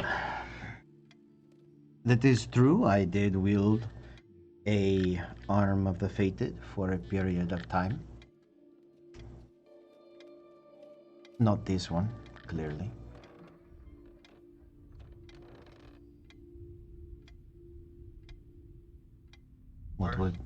Is there a further question behind that, or merely the accusation of taste? What allowed you to let go? Personal determination, primarily. The lure of a well-bonded arm is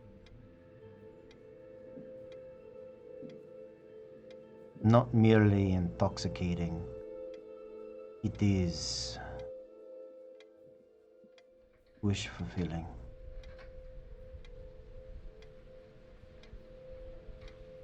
I wielded a weapon that spoke to the heart of men like me. Soldiers in a war, people who had volunteered to do great things for others. Learns its name well. For men like us, retirement is difficult to swallow. Knowing when you have made your last ride, when you have swung your last swing. Even as you have years left to adventure. If I had continued, I would have never stopped. But trust me, every day is tempting. Ultimately, I must decide what type of person it is that I have wished to be. Am I what the weapon says? Am I a glory maker? I had had enough glory for a lifetime. And still, that reputation haunts me. It is why men like Drake assume that I am able to snap my fingers and protect all the students. It is why boys like Wyatt question why I have not fixed all of the world's ills. These are naive notions as to the limitations of power.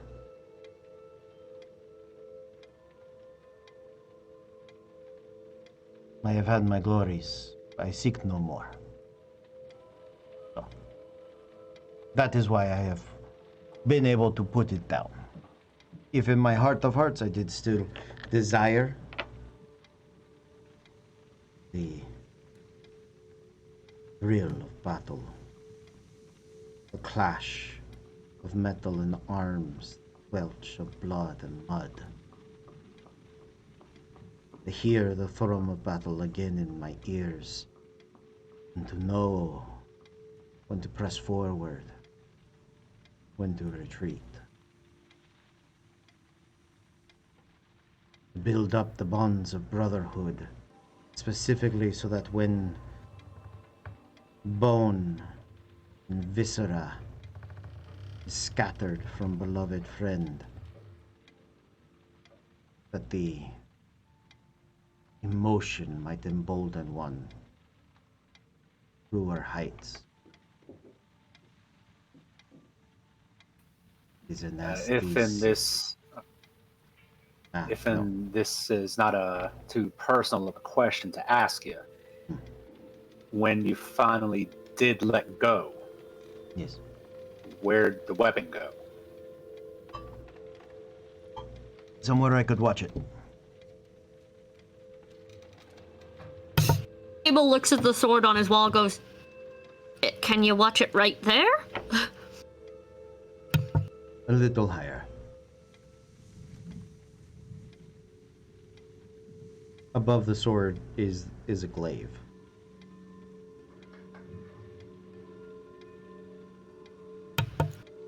Is it ever tempting to pick it back up again? Should the world need you? Have you ever known a man who lived his life in the drink until all was not and his life was lost, and he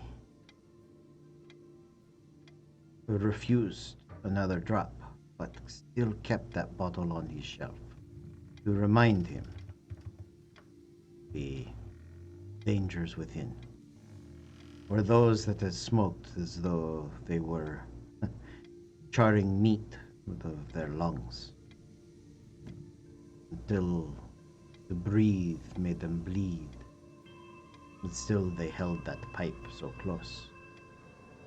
It is a similar thing. Besides, such things as that are not to be trusted on their own. And any sort of, to be honest, it is a part of the package. One does not espouse themselves to be a great war hero of legend and fame and show up without the signature piece. As a bard famed for a song cannot go a set without, as they say, how do you say, play the hits. So, Glory Maker is ever understanding. If truth be told, understanding is one that we both share. As much as I say I am retired someday, I will say I am not. On that day, the Glory Maker will own me. Or it will find someone else to make glories with before that. Either way. Such is my life. I'll take the haft and I'll kind of put it back in my bag. And I'll go. What? Have you ever heard of Dawnbringer? I have. I have heard of Dawnbringer. I have heard of them all.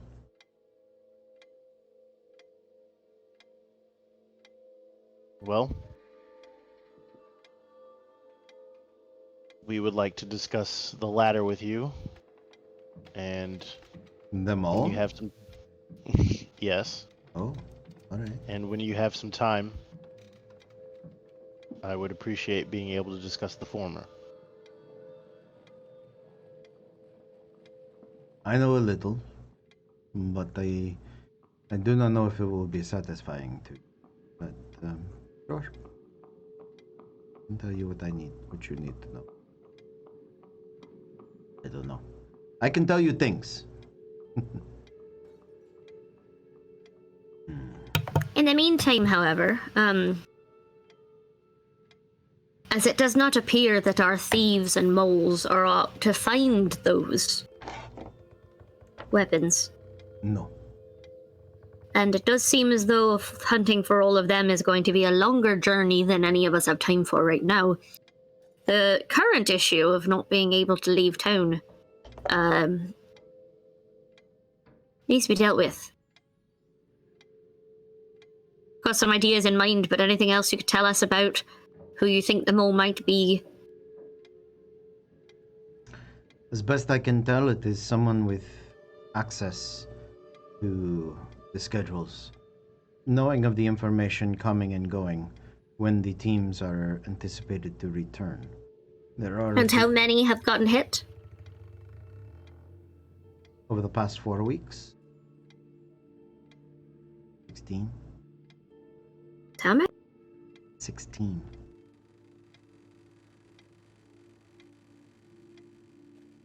So, out of how many? How many left and how many? What percentage are we talking of ones who got hit? And did they all have things in common? Was it just adamantine being stolen, or was everything being stolen? Yours was the only report of adamantine being stolen. Most others did not survive to report such things. In the first week, it was perhaps 1 of 5. Within the last week, it has been every caravan reported to return. The last of our expeditions should return by week's end, and we are keeping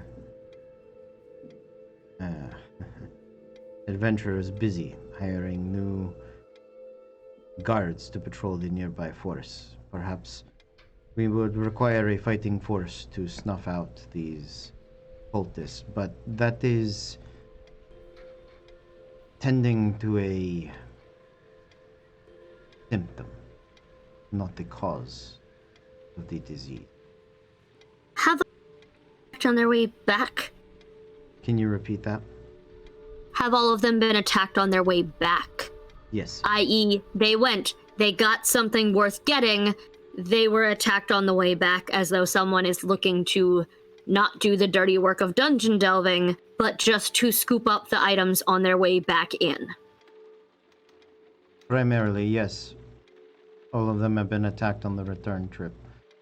Either someone's looking to get rich without doing the dirty work, or they can't stray too far away from here between missions enough to chase them on their way out, or maybe they've got to catch them closer.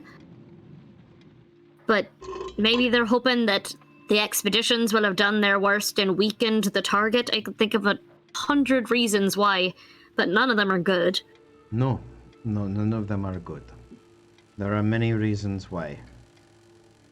Not all of the treasures that have been brought back from these caravans have been taken, as you saw in that fiery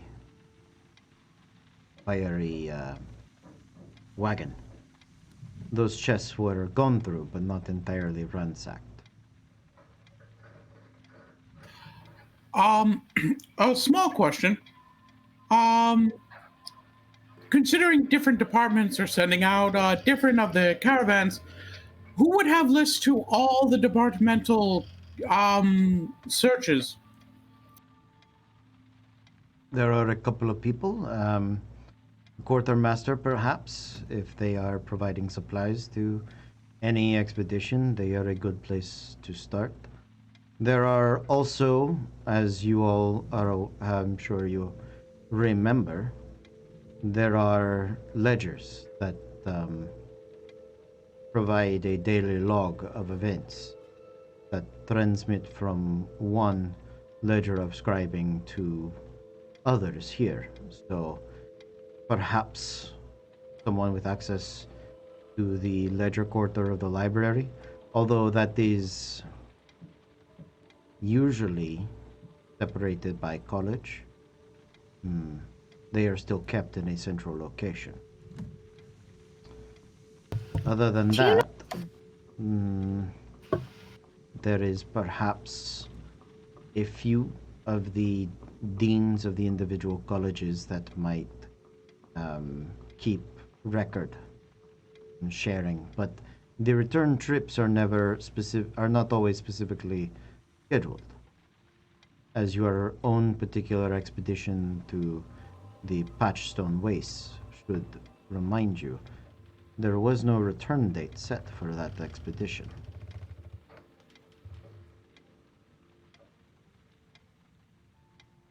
Can you tell me, we've noticed some very unhappy folk out in the hallway who don't want their expeditions delayed. And I'm sure this isn't the first time you've had to deal with angry faculty, staff, students. Is there anyone you can think of who maybe asked to be let along on some of these adventures and was denied, one reason or other? Perhaps if we're looking for someone who was not deemed talented enough or is trustworthy enough, we've got a place to start. I could perhaps put together a short list and run through some alibis for you for that. There are any number of students that are denied expeditions, either due to poor planning or poor grades. Just likeliness to die also factors into most decisions made as to whether one should or could make that trip. That's fair. Sirach had a very good idea about trying to draw them all out, but I think fine-tuning that trap with as much background information as we can will save us a lot of trouble and make sure things get to the right people. You know, right, to turn to Sirach, you know, if we're looking for a teacher and we accidentally only target the students with our false information, that will miss things. If we can find a little bit out about potential suspects, might help. So anything helpful you think you have, Alvaro, it would be... Load me up with some books. I'll do a research paper. It'll take me a day or two to come up with that list for you. Anywhere we should start looking in the meantime? Like I said, the quartermaster or the ledger quarter of the library. Those would be the places I would suspect this information is gathered from. But other than that, I am not sure. I'll have to begin my own investigation.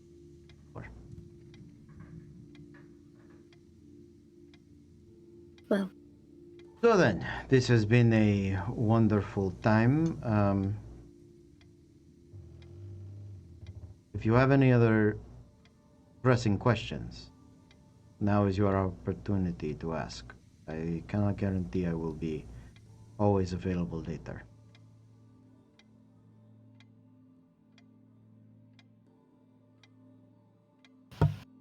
if Olaroon wants to speak to him in private, I can. Fable will happily leave and go. You're muted. Thank you.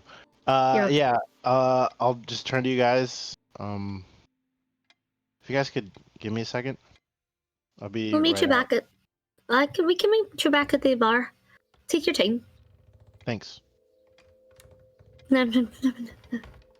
Okay. Alvaro will stand as you guys exit. Sort of a proper departure from a soldier.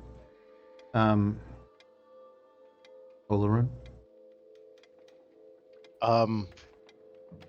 I'll turn to him. I'll say, first off, thank you, sir, for your time. And then he'll just reach out his hand Mm-hmm. and summon his sword. And this was why I asked you about Dawnbringer. That is not Dawnbringer. And he goes, yeah, I know. The blade in your hand sort of rings in this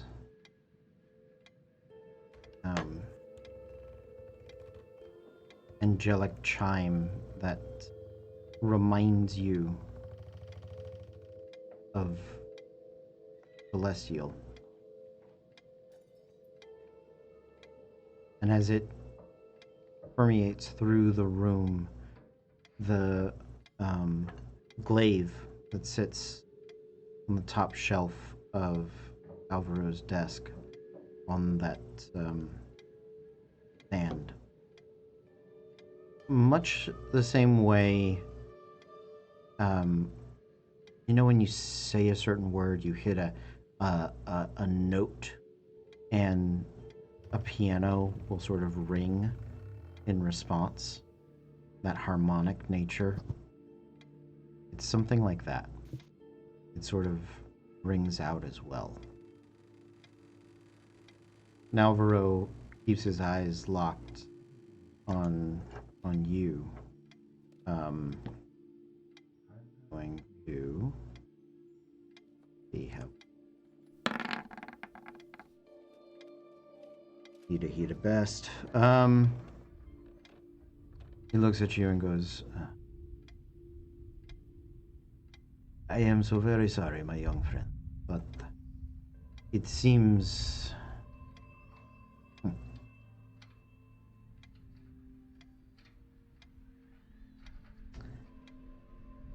you have entered into a agreement with something beyond your kin.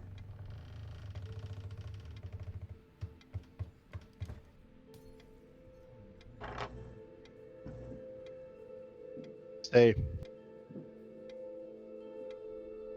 yeah. It's more like I didn't necessarily know what I was getting myself into at the time. But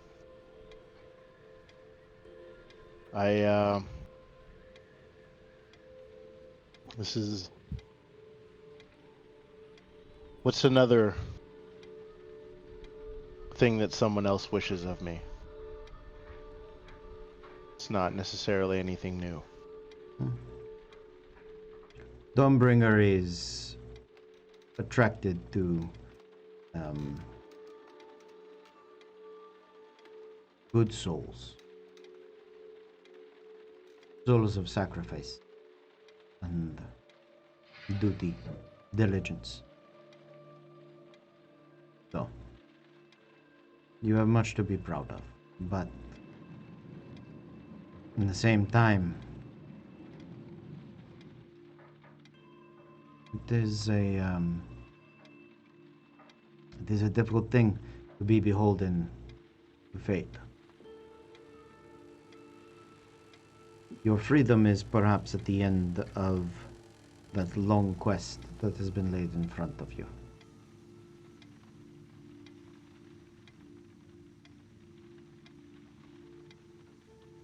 He says,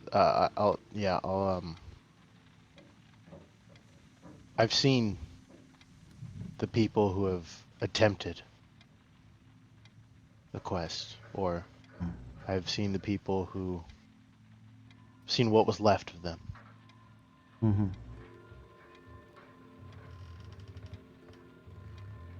I need to know all I can so that I don't wind up just a forgotten memory.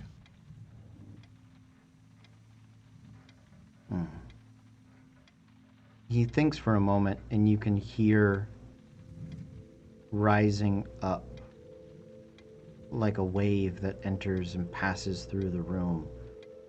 A great roar. Not of a beast or an animal, not of a monster, with a cheer of a crowd, more than a crowd, a 100, 1,000, 100,000, just an army shouting. And it pierces your ears. It's almost deafening. Even as his lips start to move, you're having trouble making out the words. And then you look at the blade in your hand as it begins to glow. First, a deep red, and you think it is fire, but it's actually shifting into sort of a purple and an orange. And then at your back, your pack begins to get warm. Not just warm, hot. Burning and on fire. You have to make a dexterity saving throw to kick off your pack before the blood burner catches your clothes ablaze.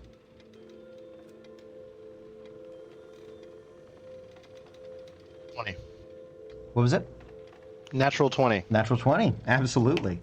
for a 21. Yeah, you swing off the blood, the backpack, and as the blood burner bounces off of the ground, it'll sort of roll almost of its own volition up and lay itself against the wall, and you can see it's like a log on fire, it's literally smoldering and burning there.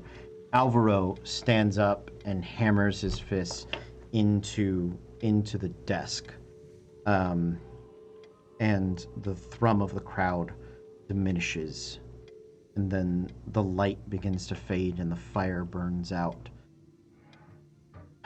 And he's gonna turn and look up at Glory Maker, and and he says to it, "You had better behave yourself. I will throw you in a river. You know I will do this. Stop it. Stop it now." So, you, my friend, are in a bit of trouble. You have so many things, and he gestures to each of these destined weapons and these ideas. Tell me of your dream, and trust in your friends. This is all I can tell you. Beyond that, if you wish to give up your bond, your responsibilities, well, and he sort of looks at the blood burner haft. There is another quest you could take up. I don't think it would be any easier or better for you, but if bucking the life that so many others have put before you is what you wish to do, then You can. Each of the arms performs a necessary task.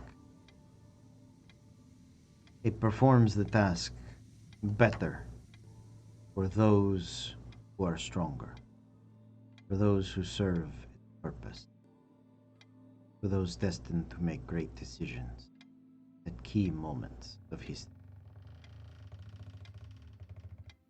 Dawnbringer has been out of the game for a very long time. It is desperate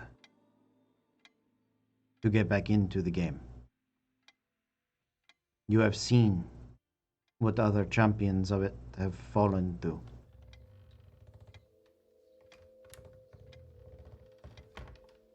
You must decide whether you think you are better than them, more prepared, or that there is something worthy within you. If you have not made that decision, I would not pursue the blade. Or perhaps because you are cautious, prepared, because of your self-doubt, maybe this will make you not overconfident the way your predecessors have been.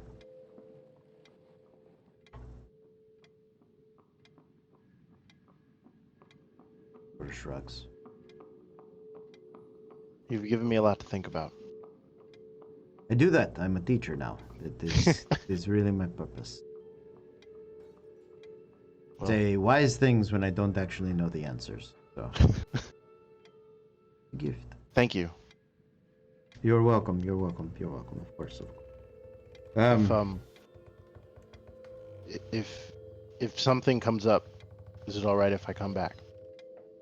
As long as I am here, you are welcome to come and speak with me. Yes. Thank you. And then the sword goes back to its pocket dimension. Mm-hmm. As it does, you hear a desperate whisper sort of fading from your ears. Find me.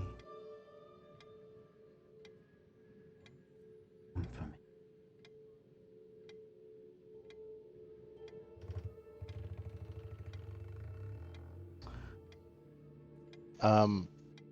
I also like as I'm turning out, I'll motion to the blood burner half, and I'll be like, "Do you want me to take that, or do you want to hold on to it?" It is up to you. If you think it is of use to you, then you should take it. But if you intend to see it pieced back together, do so. It may be grateful. It may have some hidden gems of information for you to piece it back together. But I should be very clear as to what most likely broke that. There is another arm of the fated.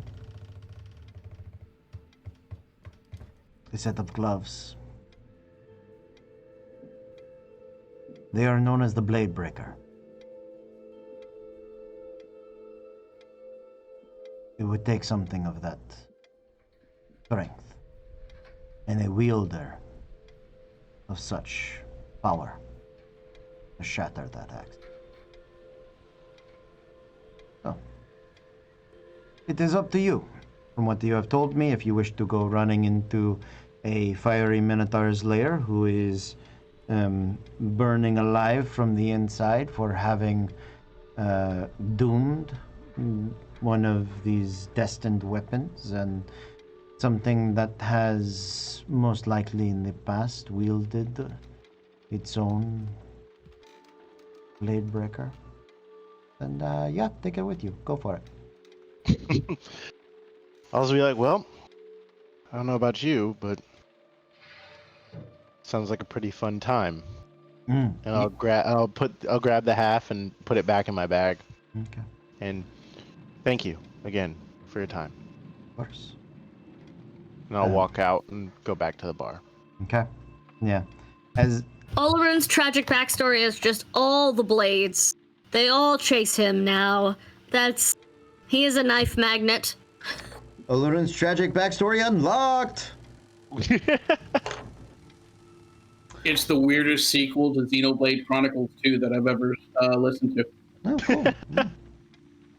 I was gonna go with Knives Out. He's just gonna become that giant knife wall.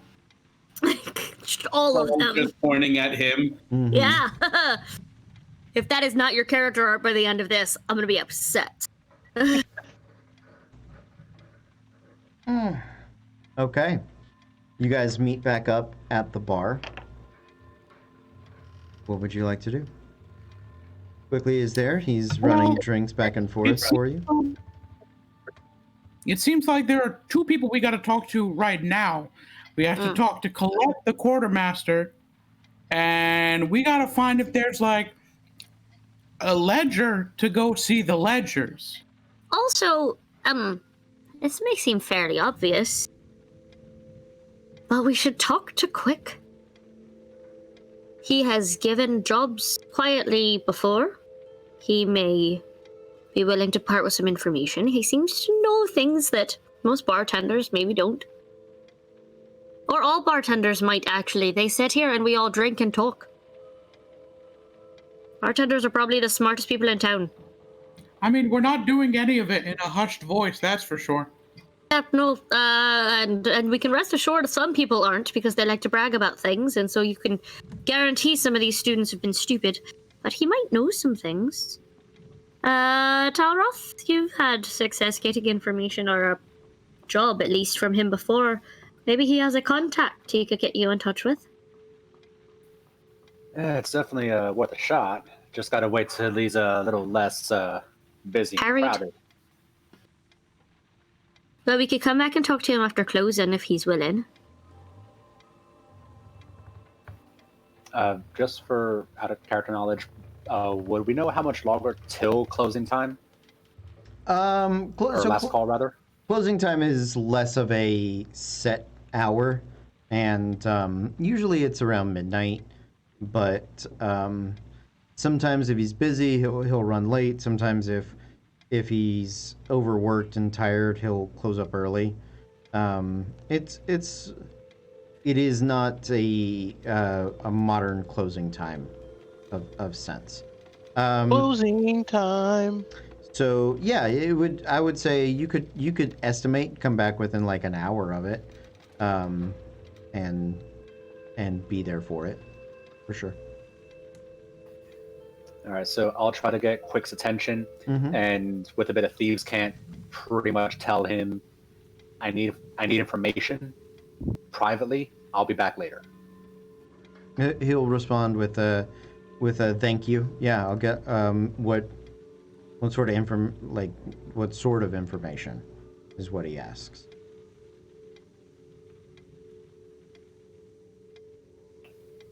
Dangerous. Yeah. Secrets that are happening. Need an informant. We'll sort of bobble his head, like he might be able to help.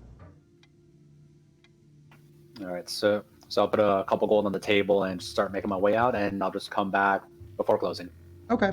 Yeah, you get there near when you think closing time will be. He's actually probably just closed up. Like he's gotten, people were just drunk and rowdy, so he's kicking them out as you're making your way back in, and a couple of the more inebriated souls start yelling about, why are they letting him in? Thought we all had to go. And Quick is just like throwing glasses at people. Hey, y'all need to get out of here. I'm at least coming here to help clean up. I mean, y'all ever heard of a part-time job before? Exactly. See? That's why. Within a few minutes, the place is mostly clear. The people that work for him, but having the conversation in Thieves' Cant is secure. You suspect if any of them do speak Thieves' Cant, they are under Quick's employ. What's employ? So. What sort of information did you want?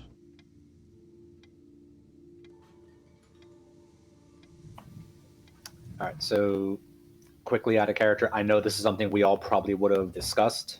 Yeah, go ahead and discuss it. Sure. Are there any Yeah. questions specifically you need me to ask him?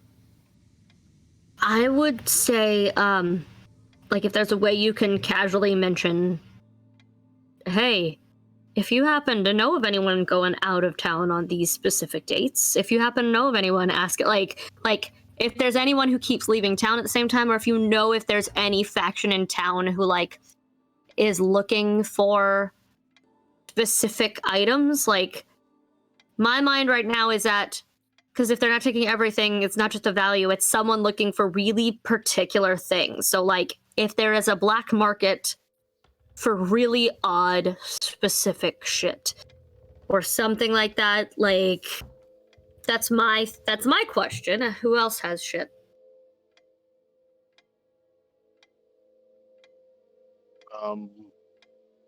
Is there anyone in particular that has been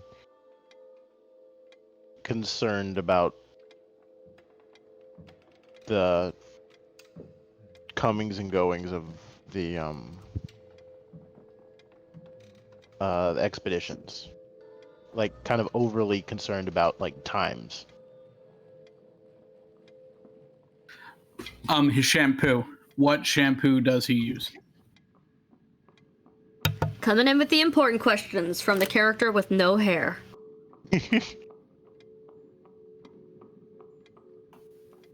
All right, so I'm ready. Okay, go for it.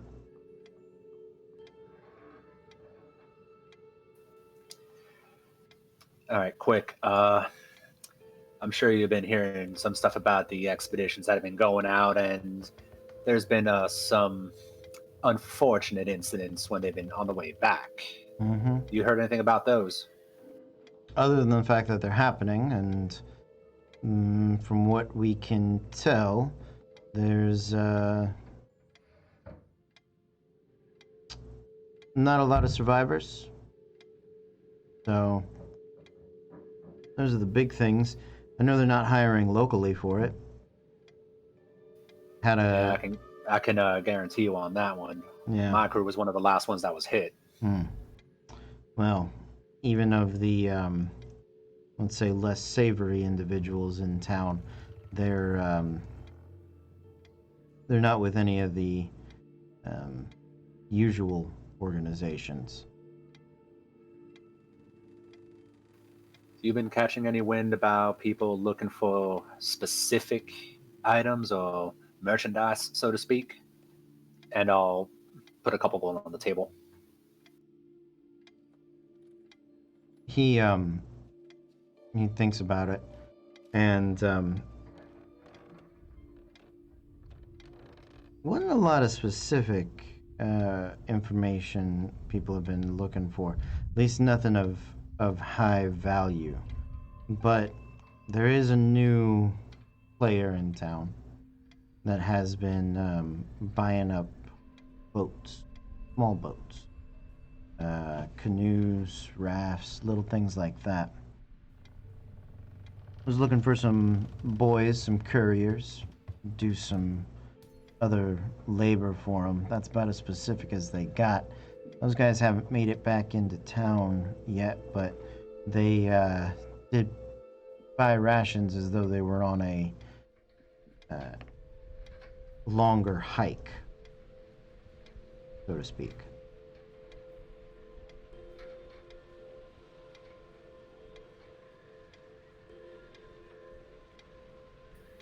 And I don't suppose might be able to get a name off of that one. And I'll just slide like a few more gold on the table, like small little pile of 10 gold so far. He'll separate out those coins. You get the feeling Quick probably used to play cards, as he handles the coins with a poker player's sort of flair, shuffling them, things. More of a nervous habit than anything else. So I can't give you a name because I don't have one. I can arrange an introduction if you want to take on a job, but it's about the best I can do. Well, I'm always looking for some active work, so that definitely would be a mighty fine thing to do. All right. Yeah, let me run it up, and it'll take a day or two. He's not always responsive. See what comes of it.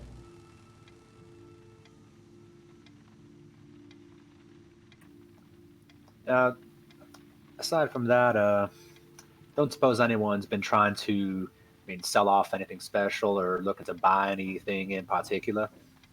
Because it just seems very strange that all these expeditions, they've been getting hit on the way back after they've been all successful.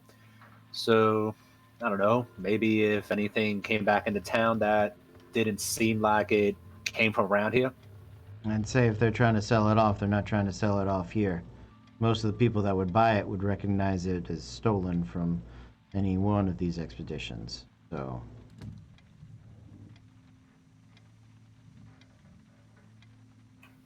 So best bet for me is going to be trying to find a fence that's outside of town. yeah. Way outside, probably in another city. Way these sort of specialized items go. But it's weird. I know some of these things are coming into town as scavenge. People that hear that an expedition's been hit and go out to pick the bones, you know?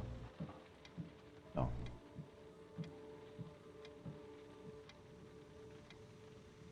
That's what I got for you. Anything else?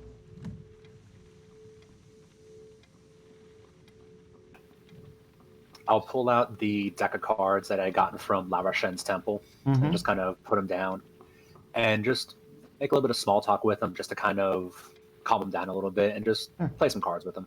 Sure. Yeah, he's interested in the cards. He enjoys cards. He kind of doesn't recognize them. Like, it's got a bunch of different symbols from different games at once, and he's like, I don't know, this is. So, but yeah, he's not. He doesn't seem like he's in danger worried, but that's, business worried.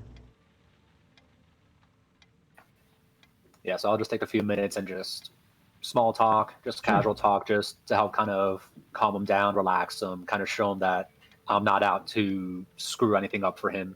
Yeah, no, he'll pour you a glass of the aged whiskey that you brought, and he enjoys your company. You guys sit and play cards and chat for a few minutes.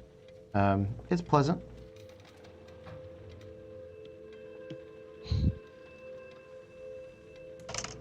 All right, so once I'm sure he's a little more calm and relaxed, I'll just leave like the 12 gold on the table, just thank him for his time, and I'll start making my way back to everyone else. Okay. Yeah. He's grateful. He says thank you. Yeah, no. I appreciate it. Anything else you guys need, if I can help, I will.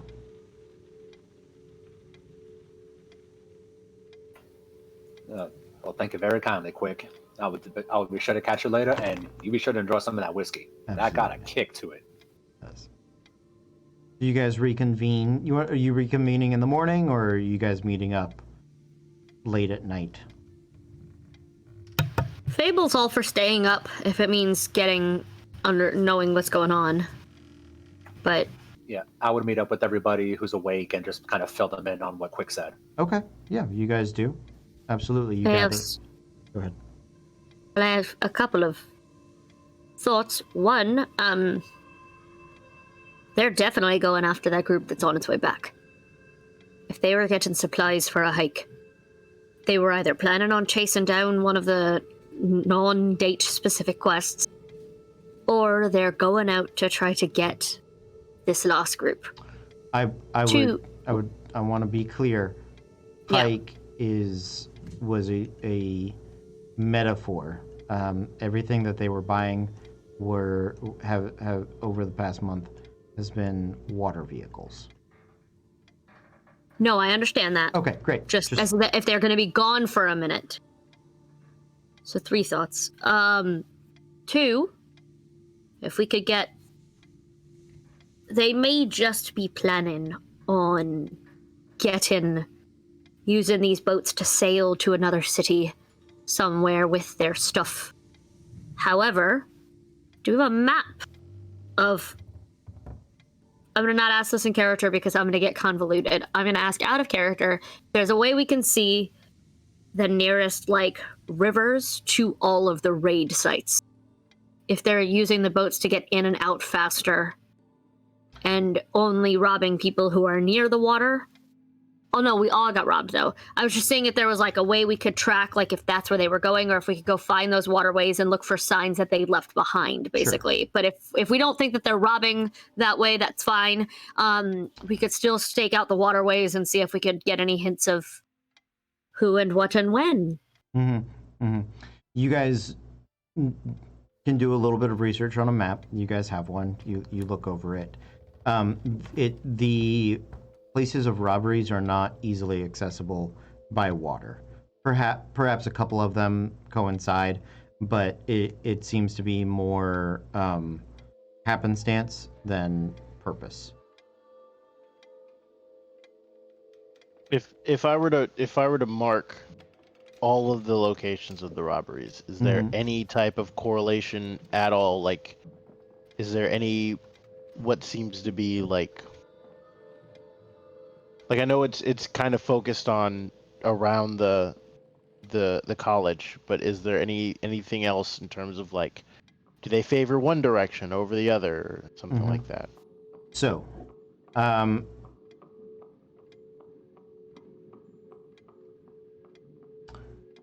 all of them happen within 30 to 15 miles away from Dorian's Dawn.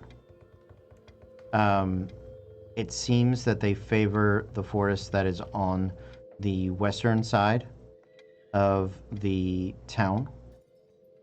Tax on the north and south are still have a relatively high rate. Eastern side of the town only has like two attacks. And you don't have reports on individual ones. You could probably get that from Alvaro if you wanted to. But you at least know where the attacks are happening. So it looks like only two have happened on the eastern side of town. Most happened on the western side, and then there's a couple on the north, couple on the south. All of them are within, like I said, 30 to 15 miles. It seems like they don't come any closer than 15 miles to Dorian's Dawn. But it's all within the last day and a half, 2 days of travel. Day and a half, really.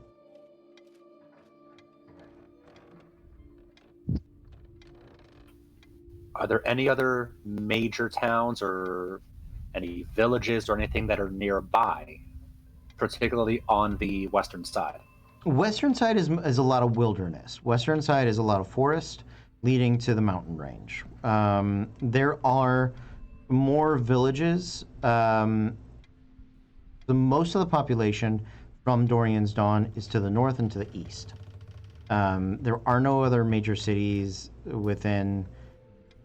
The next nearest major city is like a week or two away by foot.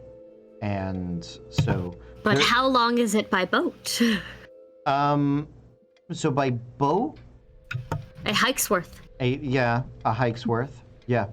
By boat, there's no major river, but once you got to the river, that would lead up into the town of... I'll get you the town name in just a moment. Once you get up in the river, about a hike's worth. So you suspect those boats may be bought to travel that distance.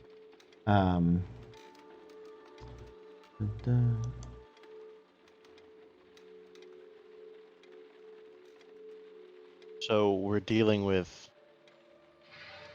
So I'm imagining them all like hovered around a map. And I'll point to the wilderness or the woods and just be like, It's an ideal spot for an ambush just due to the cover that the raiders would have. What do you think of? Do you think any of the raiders would know something as to who might actually be the one who's informing them? They probably know who's paying them. Yeah, chances are they might be getting some kind of messenger. I mean, the more people in between, the harder it is to track who's doing it. Worst case, we just follow the people back to the original source. We just keep going, person back to person. Because I was thinking we know a caravan's coming. We could go meet that caravan when the attack pretty much inevitably comes. We can help defend it as well as either track them back or interrogate someone as to the location of their informant. I think starting with that caravan might be... Well, if we go out to try to meet them and that's not what they're doing, then we could lose the chance to chase them. Although, we could split up and have one group check the water and one group go after the raiders where we think they'll be. Well, let's not focus on that yet. We also need to speak with the quartermaster, right? Yep, Colette. Well, I say we talk with her first thing in the morning, and then we can have a better course of action.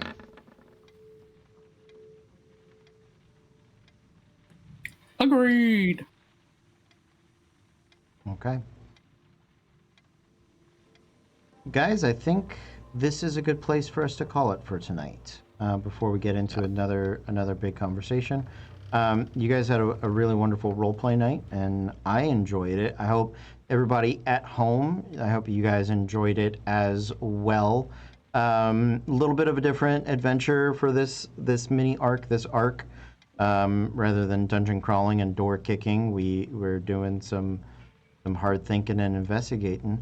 How do you guys feel? Really good! Good. So, Great time.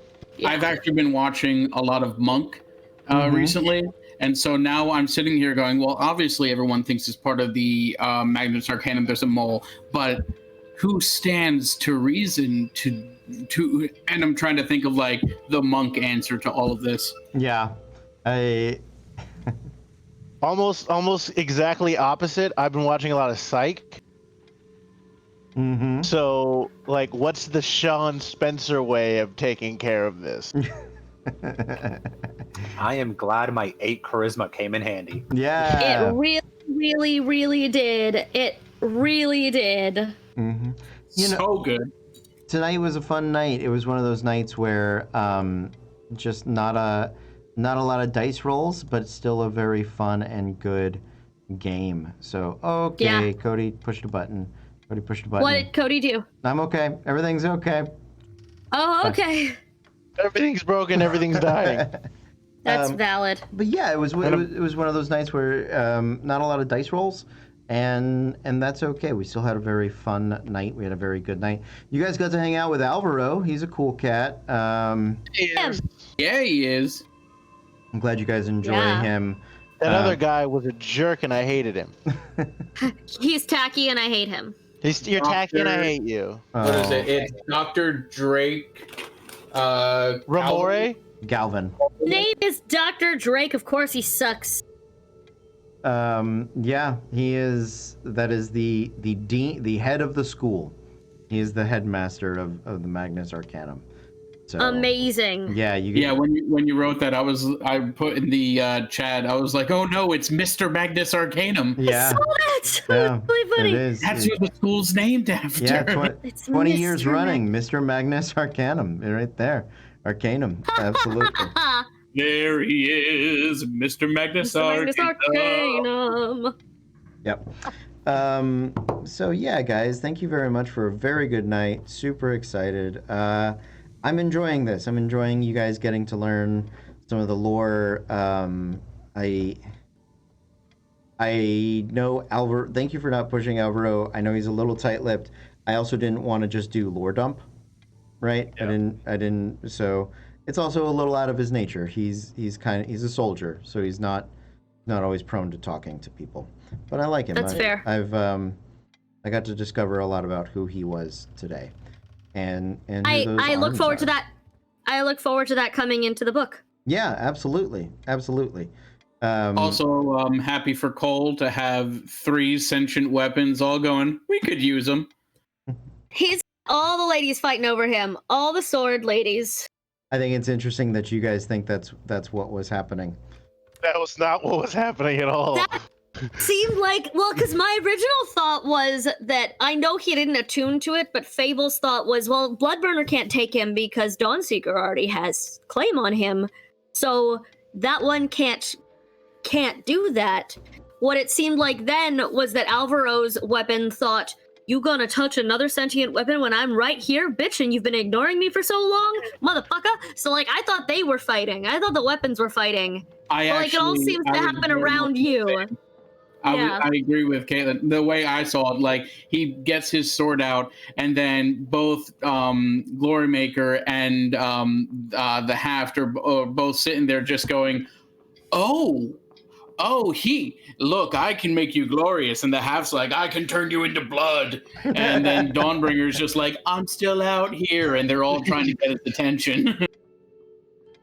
I thought it was like a Look at that harmonic picture. convergence kind of a thing. That might be it, too. We might accidentally blow up the world if we have them all in the same place at the same time, though. So, like, let's maybe not do that.